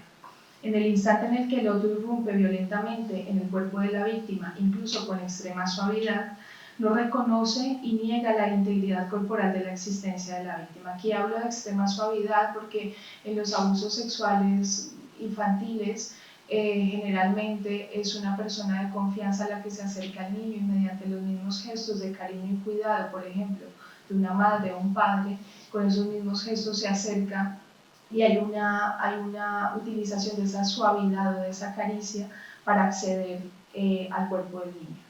Por eso hablo de extrema suavidad. No siempre hay violencia bruta en la violación sexual, y esta es la parte que a mí me interesa en mi investigación. Como en estos casos donde no hay una violencia explícita, pues se puede considerar que hay una violación, hay una transgresión al cuerpo de la víctima. Así no solo se lesiona la relación de familiaridad de la víctima con su cuerpo, sino que en términos heideggerianos con su acto hiere el carácter ontológico de la coexistencia del Mitsein. La irrupción violenta del otro en el cuerpo de la víctima la separa de la condición ontológica del coestar con los otros, la expulsa del mundo en común, del Milberg. La negación de la existencia del propio cuerpo en la violación es equiparable a una expulsión ontológica. La persona violada es expulsada de su propia condición de posibilidad ontológica, del coestar y del mundo más familiar. Tal y como lo señala Deleuze y Guattari en la introducción a 1000 mesetas, un rizoma puede ser roto, interrumpido en cualquier parte, pero siempre recomienza según esta o aquella de sus líneas y según otras. A pesar del horror del daño de la violación, numerosos testimonios de víctimas relatan que en el fondo hay algo que no pudo ser destruido, que no pudo ser arrasado por el mal de la violencia sexual. La devastación nunca es total. Justamente las víctimas señalan que hay algo en la propia corporalidad que se resiste, y es esta primera resistencia la que las conduce a iniciar un proceso de elaboración del trauma. El cuerpo mismo se erige como lugar de resistencia y a pesar de haberle cortado la lengua, este busca la manera para clamar por reconocimiento y justicia, desafiando las estructuras de poder que buscan silenciarlo. El cuerpo que ha sido violado y que experimenta una pérdida se convierte en un espacio de lucha, en un terreno en el que se buscan nuevas formas de sentido que permitan la reconfiguración de la identidad. En este contexto, la elaboración del trauma a través de experiencias estéticas brinda a las víctimas la oportunidad de recuperar la agencia sobre su cuerpo y resignificar el sufrimiento del abuso, transformando su dolor en una fuerza y su pérdida en una nueva forma de ser y estar en el mundo. Así, la experiencia estética se configura como un medio de reterritorialización del trauma, abriendo el camino hacia la reconstrucción de la subjetividad y la resistencia frente a la violencia. Aquí voy a hablar de la reterritorialización de la experiencia, tomando como ejemplo los performances de Jana Lio. La artista y filósofa española Jana Lio fue abusada sexualmente por una monja a los 14 años. Años más tarde, Lio se muda a Nueva York a estudiar un máster en arquitectura y una tarde es abordada por un desconocido en la puerta de su piso. Este entra a la fuerza a su casa y la viola. Lio narra esta segunda violación en su libro Rape New York, publicado en 2011 y traducido al español, creo que se publicó en el 2016-2018. Pero también tienen que pasar 7 años más para que Lio articule mediante el performance la narración del primer abuso. En el 2018, Lio presentó el proyecto Don't Know Rape, en el que representa 3 episodios de violaciones, incluida aquella que vivió a sus 14 años a manos de la monja novicia, como Lio la nombra. La escena de una adolescente tomada de la mano de una mujer adulta se superpone a la imagen de una mujer vestida con piel de cerdo mientras dice, y aquí voy a leer, estos performances están disponibles en la web de Jana Lio por si os interesan, hay que solicitar acceso porque es contenido sensible, pero bueno, están disponibles. La monja novicia cierra la puerta y arrastra la cómoda para bloquearla. No recuerdo lo que me hace exactamente, me imagino que me toca. Sé que la monja novicia me quita la ropa interior. Recuerdo la imagen de algodón blanco de las bragas alrededor de los zapatos. Me viene a la cabeza imágenes de vacas colgadas en las alas heladas del matadero. En realidad, el animal muerto soy yo. Mis cuadernos de taquigrafía tienen notas que dicen no quiero ir, no quiero ir, no quiero ir a taquigrafía. Aún culpo a mi madre por su ceguera. La monja novicia está de rodillas, puedo mirar lo que hace, pero prefiero no hacerlo. Nunca sentí tanta necesidad de destripar a alguien como a una vaca y colgarla abierta en canal y dejar correr su sangre, como lo siento con la monja novicia. La monja novicia era mi tutora, ocurrió durante todo el año escolar.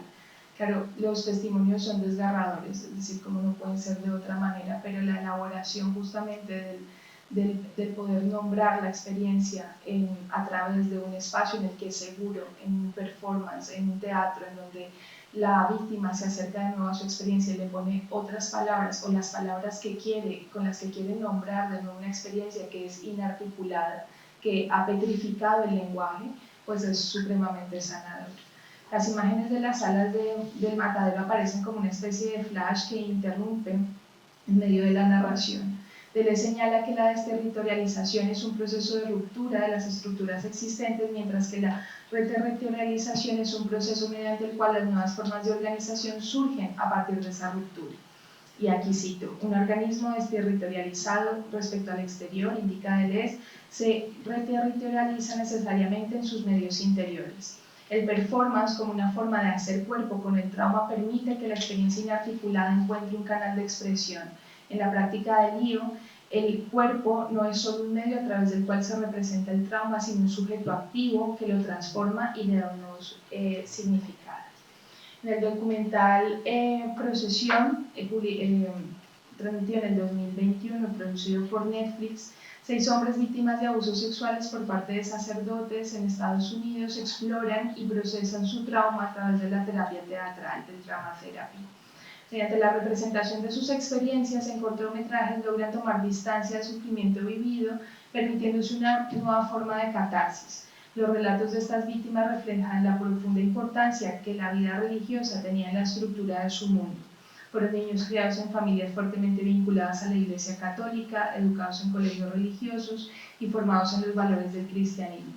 Para ellos, la fe en Dios y la autoridad religiosa no solo eran esenciales, sino que también tenían un significado profundo en su manera de relacionarse con los demás y comprender el mundo. Así, el abuso sexual no solo les causó un daño físico y emocional, sino que también rompió una de las estructuras fundamentales del mundo de la vida de la víctima. Uno de los casos es el de Mike Foreman, quien fue abusado por un sacerdote de la iglesia a la que asistía cuando era niño. Después de contarle a su madre lo sucedido, ella lo llevó al supermercado a comprar una tarta de cumpleaños. Mike, pensando que la tarta era para él, elige una de chocolate. Sin embargo, de regreso a casa, su madre cambia de dirección y lo lleva a la casa del sacerdote. Le entrega la tarta a Mike y le dice que debe entregársela al padre Mays, porque su presencia es muy importante para la familia. Luego lo deja solo en el porche en la casa del agresor. Mike recuerda este evento con un dolor tan intenso como el abuso mismo. En la terapia teatral, Mike interpreta una escena en la que, en lugar de entregar la tarta al sacerdote como lo hizo cuando era niño, lo enfrenta con furia reclamándole por el daño que le causó y aplasta la tarta de chocolate. Justamente el drama therapy ofrece a las víctimas un espacio para narrar el momento del abuso de la manera en la que ellas lo necesiten, permitiéndoles expresar el trauma en sus propios términos. Al hacer conscientes los recuerdos reprimidos, la intervención teatral permite que la víctima asimile el evento traumático en un entorno seguro donde el cuerpo también juega un papel activo en el proceso de sanación. Ya con esto termino. Al experimentar la posibilidad de comunicar mediante el movimiento del cuerpo lo inarticulado de la experiencia, la víctima de violación sexual reterritorializa su experiencia. El trauma ya no es solo una experiencia pasiva, sino un espacio de creación y reconfiguración. Este proceso de reterritorialización, según Deleuze, no significa simplemente regresar a un estado anterior, sino que implica la creación de nuevas conexiones, nuevas formas de existencia. Así, el cuerpo en el performance se convierte en un espacio híbrido, donde la cicatriz del trauma ya no es un vestigio de lo perdido, sino un punto de partida para una nueva configuración del ser. En este proceso, la víctima atraviesa una reconfiguración ontológica en la que la relación entre el cuerpo y la mente, fracturada en el momento del abuso sexual, se articula de una nueva forma. Aquí el cuerpo deja de ser un mero receptáculo pasivo del sufrimiento para convertirse en un agente activo y creador. Esta reterritorialización se entiende entonces como un proceso de reconfiguración interna donde la experiencia traumática no se elimina ni se disuelve, sino que se reorganiza. De este modo, la relación con la experiencia de la violación sexual, con el recuerdo mental y corporal, adquiere un nuevo significado. Muchas gracias.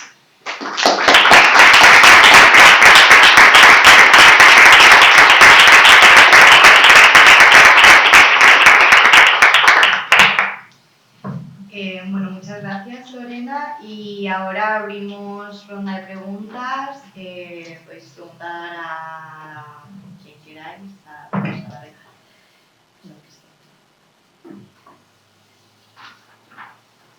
Alguien rompa el hielo. Gracias a todas y todos los ponentes. Han estado bastante bien. Yo tenía una pregunta para Victoria y es, entendiendo todo lo que has dicho, entendiendo el proceso de la danza contemporánea, experimentar, cómo definir, cómo territorializar, mi pregunta es, ¿hay algún tipo de criterio que establezca que hay una improvisación mejor que otra en algún sentido? ¿O vale con experimentar de múltiples formas y el valor está ya en la pluralidad? ¿O hay improvisaciones que, porque se dejan llevar más, por ejemplo, son más valiosas, que al quedar igual más enterradas, no en tópicos o clichés, son peores? ¿Hay algún criterio para experimentar?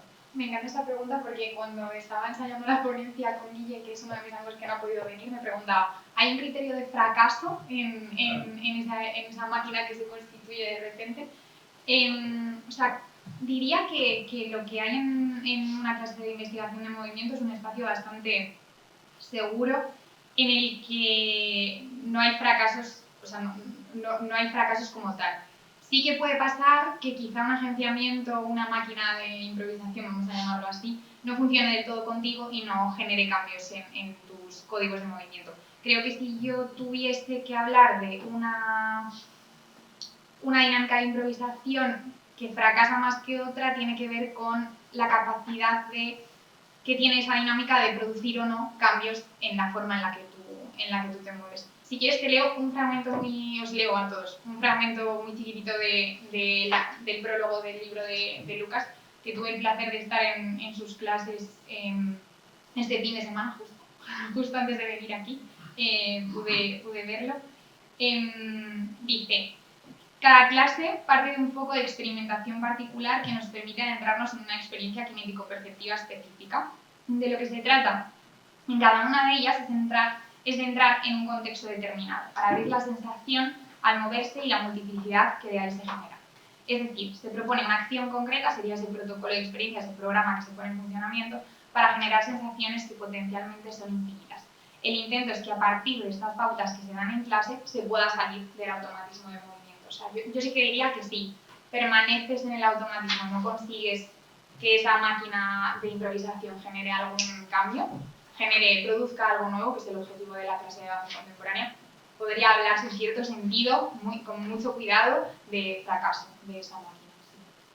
Sí. Bueno, también una cosa, y dentro de, si se hace algo nuevo, ya el hecho de ser nuevo ya lo hace valioso, o sí, podría haber algo nuevo que no fuese valioso. Yo diría que hablar de valiosos te introduce un poco en la máquina de interpretación, en cierto sentido, y que estamos al final en un plano de inmanencia del movimiento en el que el movimiento no remite a otra cosa, entonces no podrías hablar como de valioso y no valioso, sino de un movimiento que cambia o que no cambia, de unas intensidades que varían o no varían. Al final es como deshacerte de esa pregunta por lo valioso o por lo bonito o por lo feo.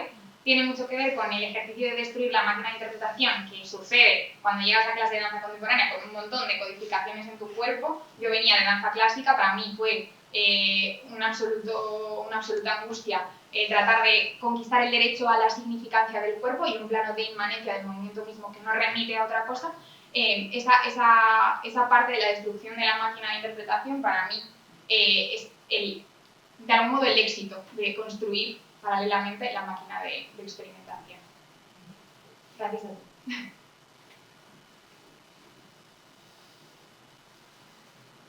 Yo igual te preguntaba algo a ti. Me ha gustado mucho escucharte porque creo que generalmente cuando leemos a Deleuze y a Guattari, al menos a mí me pasa que tengo en mi cabeza connotaciones negativas de la reterritorialización y connotaciones positivas de la desterritorialización. Y me pasa que quizás si yo hubiese leído el trama de una violación hubiese quizá tirado por hay una territorialización de la víctima en su papel de víctima, o sea, se coloca a la víctima en un lugar concreto que pasa a ser como su identidad, su territorio. Lo que habría que buscar para que esa víctima pueda sanarse son justamente líneas de fuga que la sacan de su papel de víctima o que la permiten huir o fugarse de ese papel a través de ciertas líneas de desterritorialización. Creo que lo hubiera leído al revés, pero me interesa mucho saber. No, claro, aquí hay mucho por explorar, claro. Cuando yo lea 1000 mesetas, yo estoy más en la fenomenología, entonces es mi primer acercamiento a Deleuze. Ha sido como una oportunidad esta ponencia para justamente tomar nuevos conceptos que permitan comprender algo tan complicado como lo es el trauma sexual. Pero cuando estaba leyendo acerca del rostro, que lo desarrolla muchísimo en 1000 mesetas, ¿no? En cómo pensaba ahí un borramiento del rostro de la víctima, es decir, de aquella persona que fue abusada. Hay realmente un borramiento de este rostro. Y claro, hay como una invasión, claro, la violación muchas veces se puede entender como una invasión, el cuerpo como territorio y una invasión al cuerpo, a este territorio. Pero yo creo que utiliza el concepto de desterritorialización porque creo que algo se rompe, es decir, hay una fractura.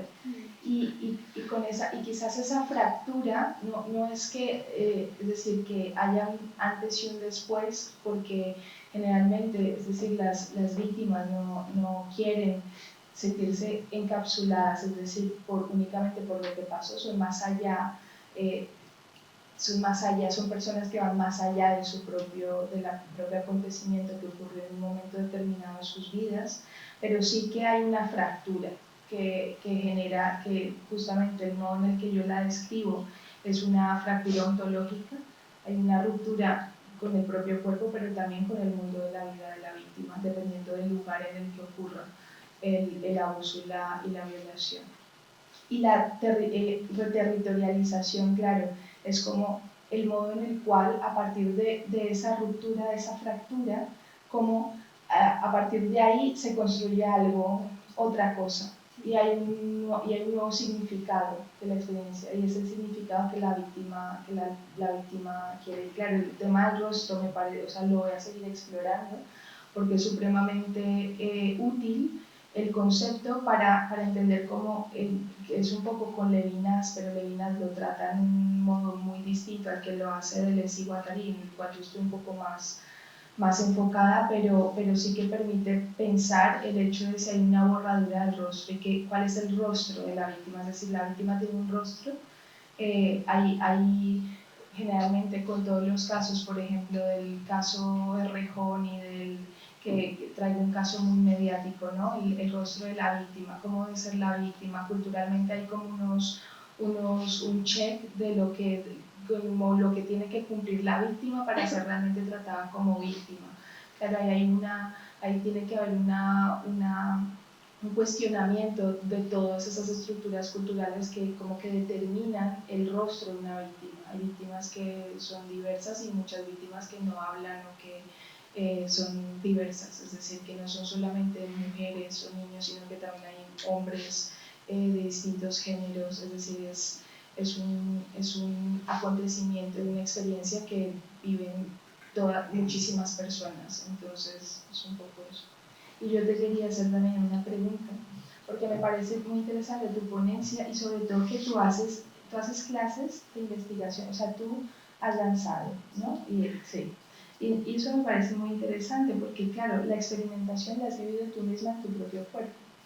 Y yo quiero saber un poco, según tu experiencia, tú qué nuevos agenciamientos has vivido, es decir, como en qué has logrado un devenir, es decir, como, y me causa un poco curiosidad, pero... Pues una pregunta difícil, ¿eh? Muy simple, pero difícil. O sea, supongo que algo que...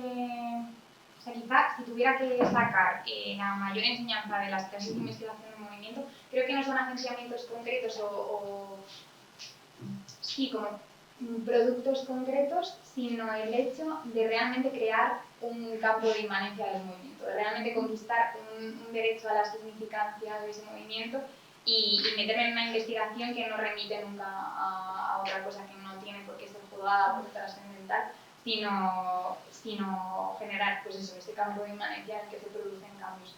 Para mí, aprender a improvisar ha sido aprender a saber que la improvisación no surge de mí misma, sino de relaciones que se establecen con las otras en el campo de la danza, con los objetos, con el espacio, con ideas, con sensaciones.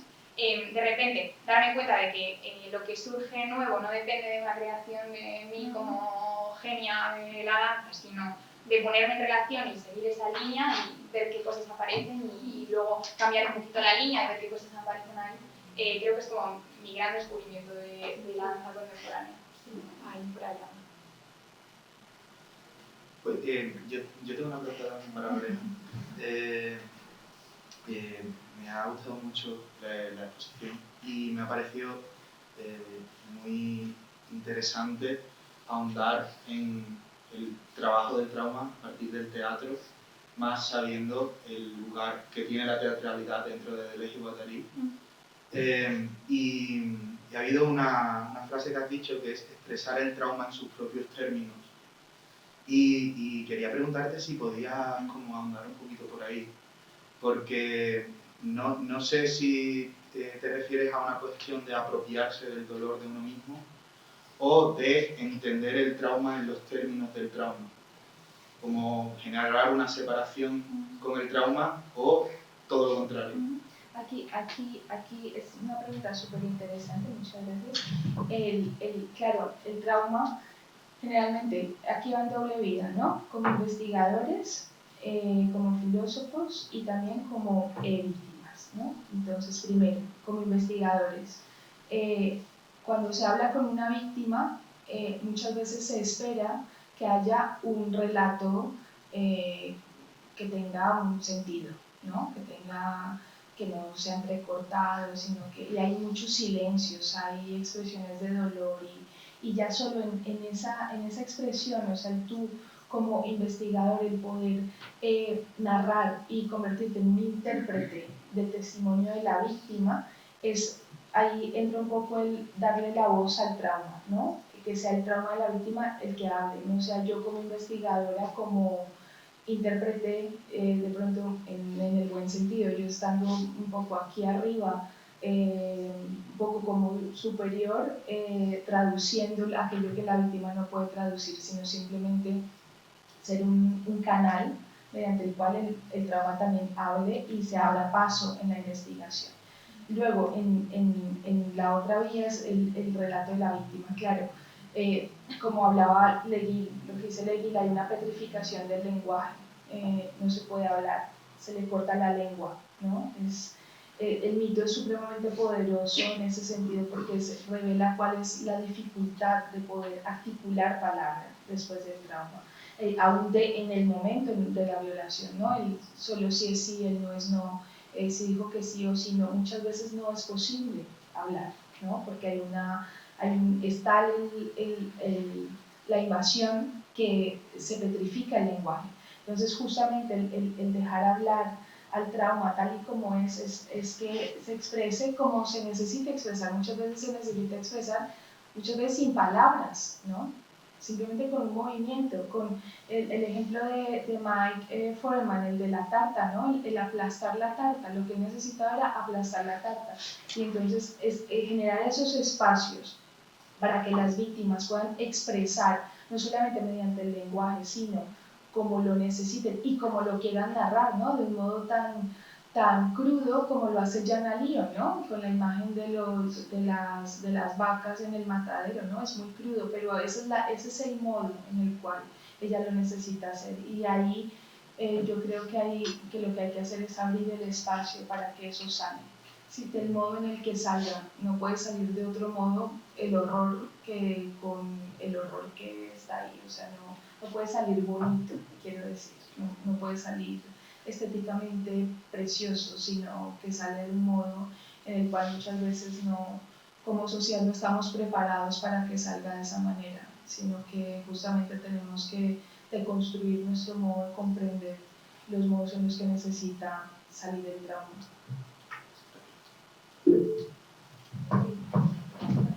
Julián, Le tengo una pregunta. puedes hablar por el micro también si quieres. Vale. Listo. Me surgían dos preguntas, una a propósito de Laura y otra a propósito de Javier. Me gustaría empezar con Javier. ¿Consideras que el disco de Hendrix obedece una lógica rizomática? O sea, el proceso de creación de ese disco es rizomático. Bueno, y la pregunta para Lorena es la siguiente. Es interesantísima la propuesta que ella está planteando, me llama mucho la atención y me gustaría que ella la tratara de extrapolar sobre todas las condiciones históricas que ha sufrido en lo que hoy en día se conoce como Latinoamérica. Es decir, apenas inició el proceso de colonialización, como bien se sabe, hubo muchos procesos de violación, de violación sexual, y eso ha tenido una incidencia sobre todo en el recurso histórico de lo que es Latinoamérica. Además de que se sustenta en una totalidad que es patriarcal y que lo que pretende es dibujar la exterioridad de la mujer, del ser mujer en Latinoamérica, reduciéndole a condiciones de objeto, entre muchas otras. Entonces, ¿cómo podrías extrapolar tu planteamiento, el planteamiento de tu propuesta, a las violaciones sexuales que sufrieron muchas mujeres indígenas en el proceso de colonialización? ¿Y eso qué incidencia ha tenido o qué efectos pudo haber generado en diferentes términos en Latinoamérica? Sobre la pregunta si el disco de Hendrix podría ser rizomático, creo que al final, por lo menos desde mi punto de vista, la visión rizomática de la realidad es una óptica que se pone en quien la lee, en el sentido de que es poner en jaque el modelo de reconocimiento que parte de una lógica vertical. Entonces, puede haber una visión, por supuesto, y debe haberla, de los álbumes en conformidad con una visión rizomática, principalmente porque yéndonos precisamente a la imagen clásica de hasta ahora la visión ha sido la de un árbol, el rizoma césped. Permitir de este principio de horizontalidad lo que permite es conectar el arte a otras instancias y es lo que permite que el arte ya no solo sirva desde una visión puramente estética del goce, sino desde un trabajo de la propia identidad de los individuos. Entonces sí, y de hecho creo que el disco en sí, lo divertido entre muchas comillas es eso, que puede jugar desde mostrar la visión de un individuo que está claramente en el lado más reaccionario de la sociedad, al mismo tiempo deriva en explicitar instancias profundamente revolucionarias. Entonces sí, respuesta es que sí. Vale. Gracias, Julián. Yo también soy colombiana, soy bogotana, por si no se me identificaste mi acento. Gracias por tu pregunta. A ver, claro, desde el traspolarlo al hecho de la dominación patriarcal, ¿no? De la colonización es muy interesante por el hecho de que la violación es un arma de guerra, ¿no? Yo trabajo también la violencia del conflicto armado en Colombia, y el modo como, ¿qué son? Bueno, el modo en el que claro, una figura de poder, una figura dominadora utiliza la fuerza y la imposición del cuerpo y la violación para justamente, tú hablabas de cosificar, ¿no? El ser mujer y como darle una identidad al ser mujer como un ser violable, ¿no? Como de dominación no solamente del cuerpo de la mujer, sino de la posibilidad de los hijos que pueda tener fruto de esa, como una limpieza étnica, como ha ocurrido en diversos conflictos armados.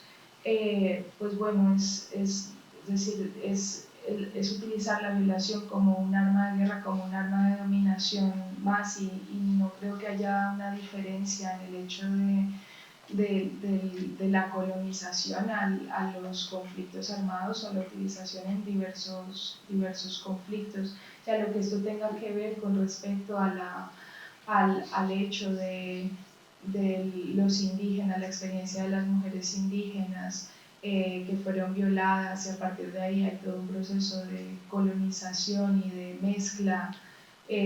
Bueno, pues eso es un tema muy complejo que tendría que pensarlo más, y que de algún modo es igual parte de pues de nuestra historia, ¿no? Y que habrá que pensarlo ir ahí. Pero en lo que respecta a mi investigación con respecto a la violencia, por ejemplo, en Colombia, con los grupos armados, con los paramilitares que violaban grupos de mujeres en pueblos, y que luego estas mujeres, con todo el proceso de paz en Colombia en el 2018, hay un monumento, un contramonumento de una artista colombiana que se llama Doris Salcedo, que es muy famosa y bueno, hace exposiciones por todo el mundo de sus obras, pero ella hace el contramonumento con las armas de las FARC, ¿cómo se llama? Se las funden, y con ese hierro fundido hacen un contramonumento, y ella llama a las víctimas de violencia sexual para que le peguen le den forma al monumento, pegándole a las latas de hierro. Entonces es como un modo también de elaboración del trauma, ¿no? De como una estructura de dominación, a dominar mi cuerpo y a invadirlo, y luego como a través de la propia elaboración performativa y del pegarle a las latas de hierro, como puede ser un modo de justamente darle voz al trauma. Este vídeo está disponible en YouTube por si os interesa, es súper interesante. Bien, gracias.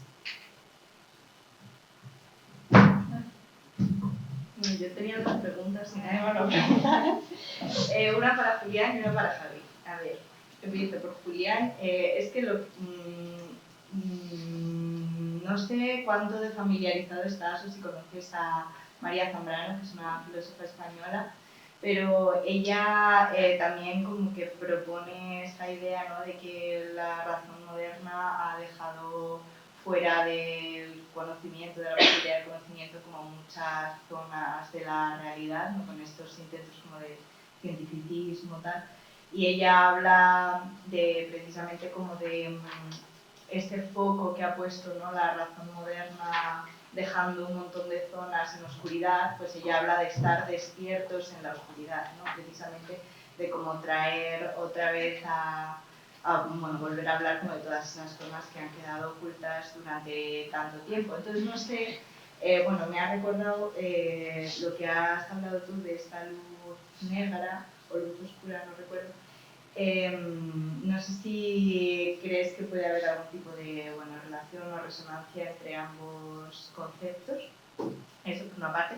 Y por otra parte, Javi, mi pregunta era sobre, yo no estudio cosas de música, pero estudio cosas de textos, y me ha parecido que había muchas similitudes entre cosas que has dicho y cosas que he estudiado yo recientemente.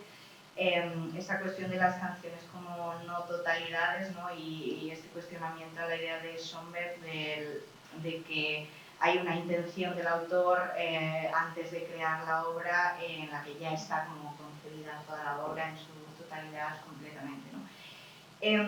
Y bueno, hay como un poco de discusión en esto. A veces se habla de que en literatura ha sido en la contemporaneidad donde el lenguaje se ha liberado y ha dejado de intentar como representar la palabra de Dios o la palabra de la verdad, y pues eso es cuando se hace verdaderamente literatura. Pero luego también hay esta idea en el campo de la pintura, ¿no? De que por ejemplo, los suprematistas, ¿no? Dicen que la pintura siempre han sido manchas de colores en un lienzo, y los suprematistas lo único que han hecho es poner eso en evidencia, ¿no? Entonces mi pregunta es si en la música crees que ha habido como algún tipo de cambio histórico de la música clásica a la música contemporánea, si en este sentido crees que pues eso, ha habido variaciones. Y ya está. ¿Qué vaya? ¿Comienza tú o si quieres comienzo yo? Comienza tú. Listo, vale. Sí conozco la obra de María Zambrano, sin embargo, no tengo el placer de haberla leído detenidamente. Como bien la metáfora de la luz ha sido una metáfora que se ha asociado con el conocimiento, lo podemos ver nosotros con el mito de la caverna de Platón, ¿sí?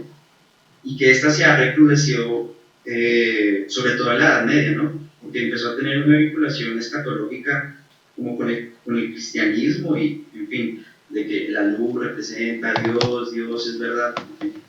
Podemos continuar las implicancias de la metáfora de luz a nivel histórico, pero pues teniendo en cuenta el tiempo, lo abordaré someramente. Derrida dice que el corazón de la luz, el corazón del sol, no recuerdo muy bien, es negro. Eso quiere decir de que hay un núcleo oscuro dentro de la luz, ¿sí? La luz ya deja de ser considerada como una verdad total, sino que empieza a conocer su fragilidad, y eso es justamente una de las cosas que se empiezan a evidenciar a partir de la posmetafísica planteada por Bakhtin. Es decir, el nihilismo consumado permite entender de que pues, no hay alternativa, pero eso no implica que debamos tener una nostalgia ante las metafísicas, sino entender, bueno, si hay una luz y esta luz tiene un núcleo negro, pues explotemos estéticamente ese recurso, y muchas de las obras de la estética del extremo emplean ese recurso, porque es un juego entre un juego de grises, entre blanco y negro. A veces se exploran otros matices, pero lo oscuro justamente refleja eso, una parquera, una economía de elementos. Es un recurso que se utiliza pues para explotarlo estéticamente. Entonces diría que sí. Además de que hoy en día cohabitamos muy curiosamente entre la modernidad y la posmodernidad. Hay cosas que uno dice, esto es muy posmoderno, pero no sé, es muy rara la transición entre una y la otra. Entonces sí, estaría de acuerdo en que hay esa constitución de la exterioridad dentro de la modernidad. Es decir, que la modernidad, a pesar de que tiene totalidades, nunca estas son inmóviles, sino que tiene puntos de fuga, y entre esos puntos de fuga pues están justamente estas elaboraciones. Pero sin duda alguna es gracias al movimiento crítico de la posmodernidad que emergen todos estos tipos de planteamientos y que inciden sin duda en producciones creativas como nuevos horizontes de lo sensible. Entonces los artistas empiezan a utilizar esta luz negra para contrarrestar los efectos de un plan de organización moral impuesto dentro del mundo del arte. Entonces diría que sí. Muchas gracias. Sobre tu pregunta, la cual es bastante interesante, porque creo que demuestra en primer lugar la diferencia entre la música y su historia. Desde mi punto de vista, hay estos cambios de los que hablábamos, se dan dentro de la historia, en el sentido de dentro del juego de la representación de lo que la música es. mientras me estabas preguntando se me ha venido a la cabeza precisamente el texto que ha traído Victoria a colación. Deleuze habla de este cambio que sufre la música clásica cuando deviene sinfónica y de cómo esto no viene particularmente de una muerte de la música o una culminación de lo que está hecho, sino de simplemente un cambio de sus partes. Puede venir siempre de lo más nimio. Sin embargo, hacer música es, en cierto modo, siempre lo mismo. Es porque siempre es entrar en contacto con un material en concreto, es entrar en contacto con el sonido.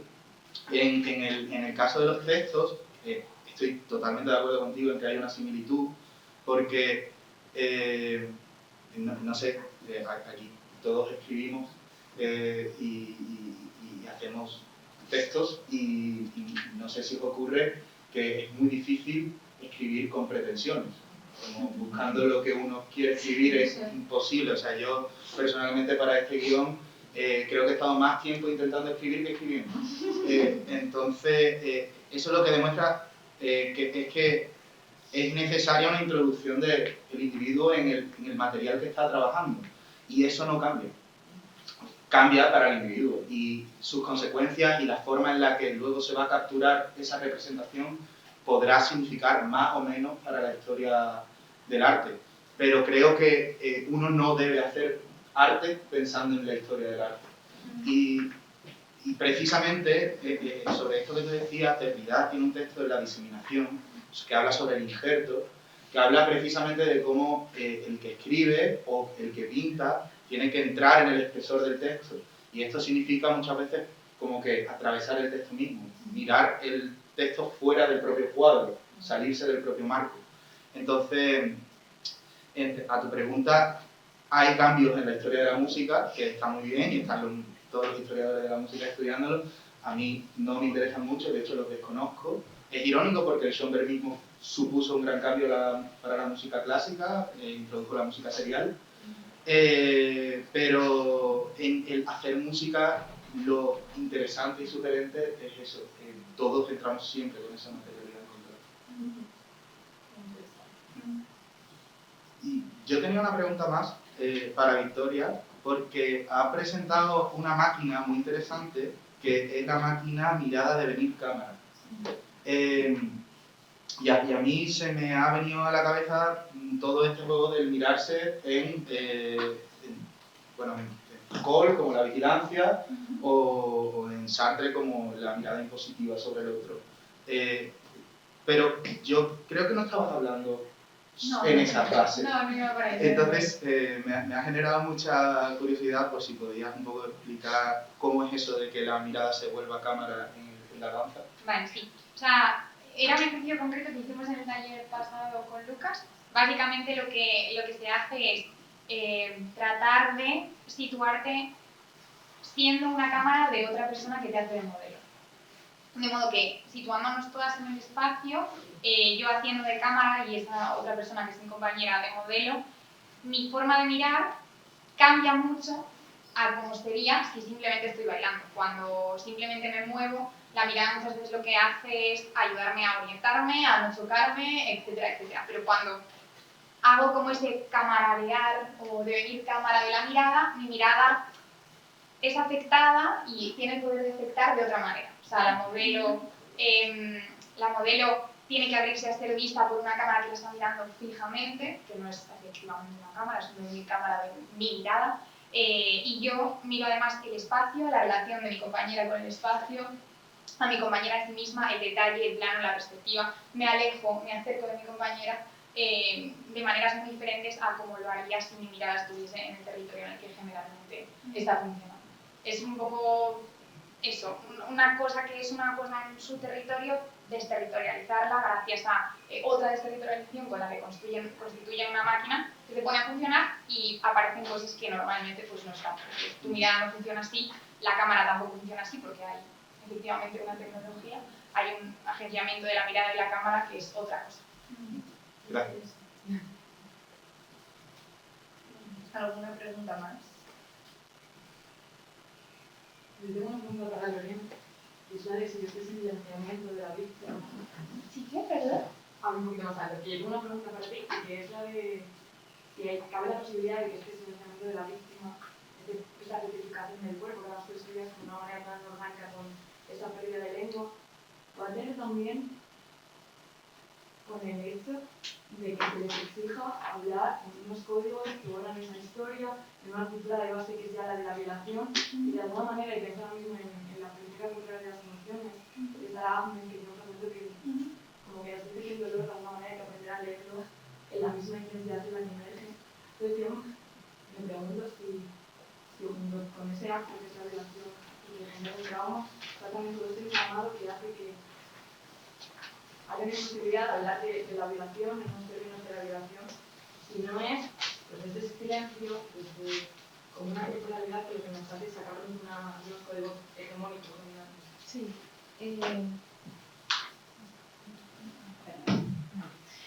Sí, yo estoy totalmente de acuerdo contigo porque además empieza el Me Too, ¿no?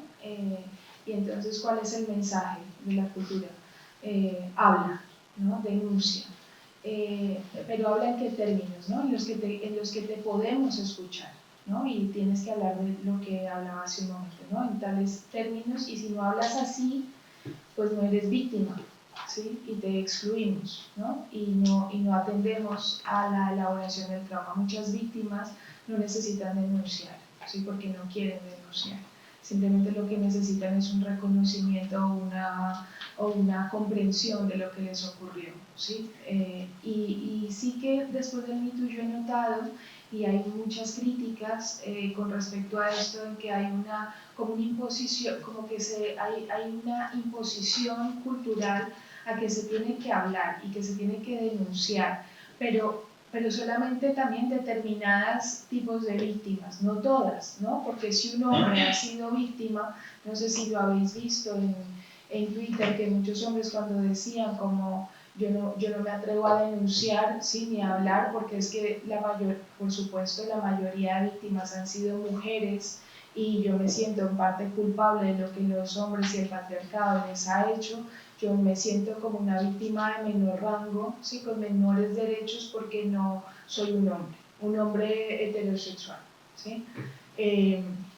Entonces sí que hay una imposición y hay una dificultad, o sea, hay casi como una especie como de, estoy pensando en alto, ¿no? Una petrificación que impone la propia cultura y que corta también la lengua, de algún modo. Entonces hay, por supuesto, hablas de la cultura de la violación, ¿no? Que es toda la idea de que hay unas ideas y cada cultura de la violación varía, ¿no? Nosotros tenemos toda la investigación feminista radical de los 70s, que es las que empiezan a hablar de los mitos de la violación, de la cultura de la violación, está muy anclada en el mundo anglosajón de los años 70. Y yo creo que una de las prioridades de investigación sobre el tema de la violación desde el propio feminismo es ver qué cultura de la violación hay en España, ¿no? Qué cultura de la violación hay en Colombia, porque son distintas, son códigos distintos, y a partir de ahí podemos responder mucho mejor a la elaboración del trauma de las víctimas. Eso es. Gracias. Bueno, tenemos que ir acabando, pero no sé si hay alguna pregunta de última hora. Y si no, cerramos la sección. ¿No? ¿No? Bueno, pues entonces aquí acabamos. Muchas gracias a todas, a las ponentes, a las asistentes. Ha sido muy bonito. Y bueno, no sé, mañana seguimos. Mañana será en la sala de grados de la Facultad de Educación de la UNED, y empieza a las 9:30 de la mañana. Y el viernes en la sala multiusos de la Biblioteca de Humanidades de la Universidad Carlos III de Madrid, en Getafe. ¡Ay, qué mono! Gracias, Julián. Gracias para ti también. Bueno, pues nada, ya está. Muchas gracias a todas por venir y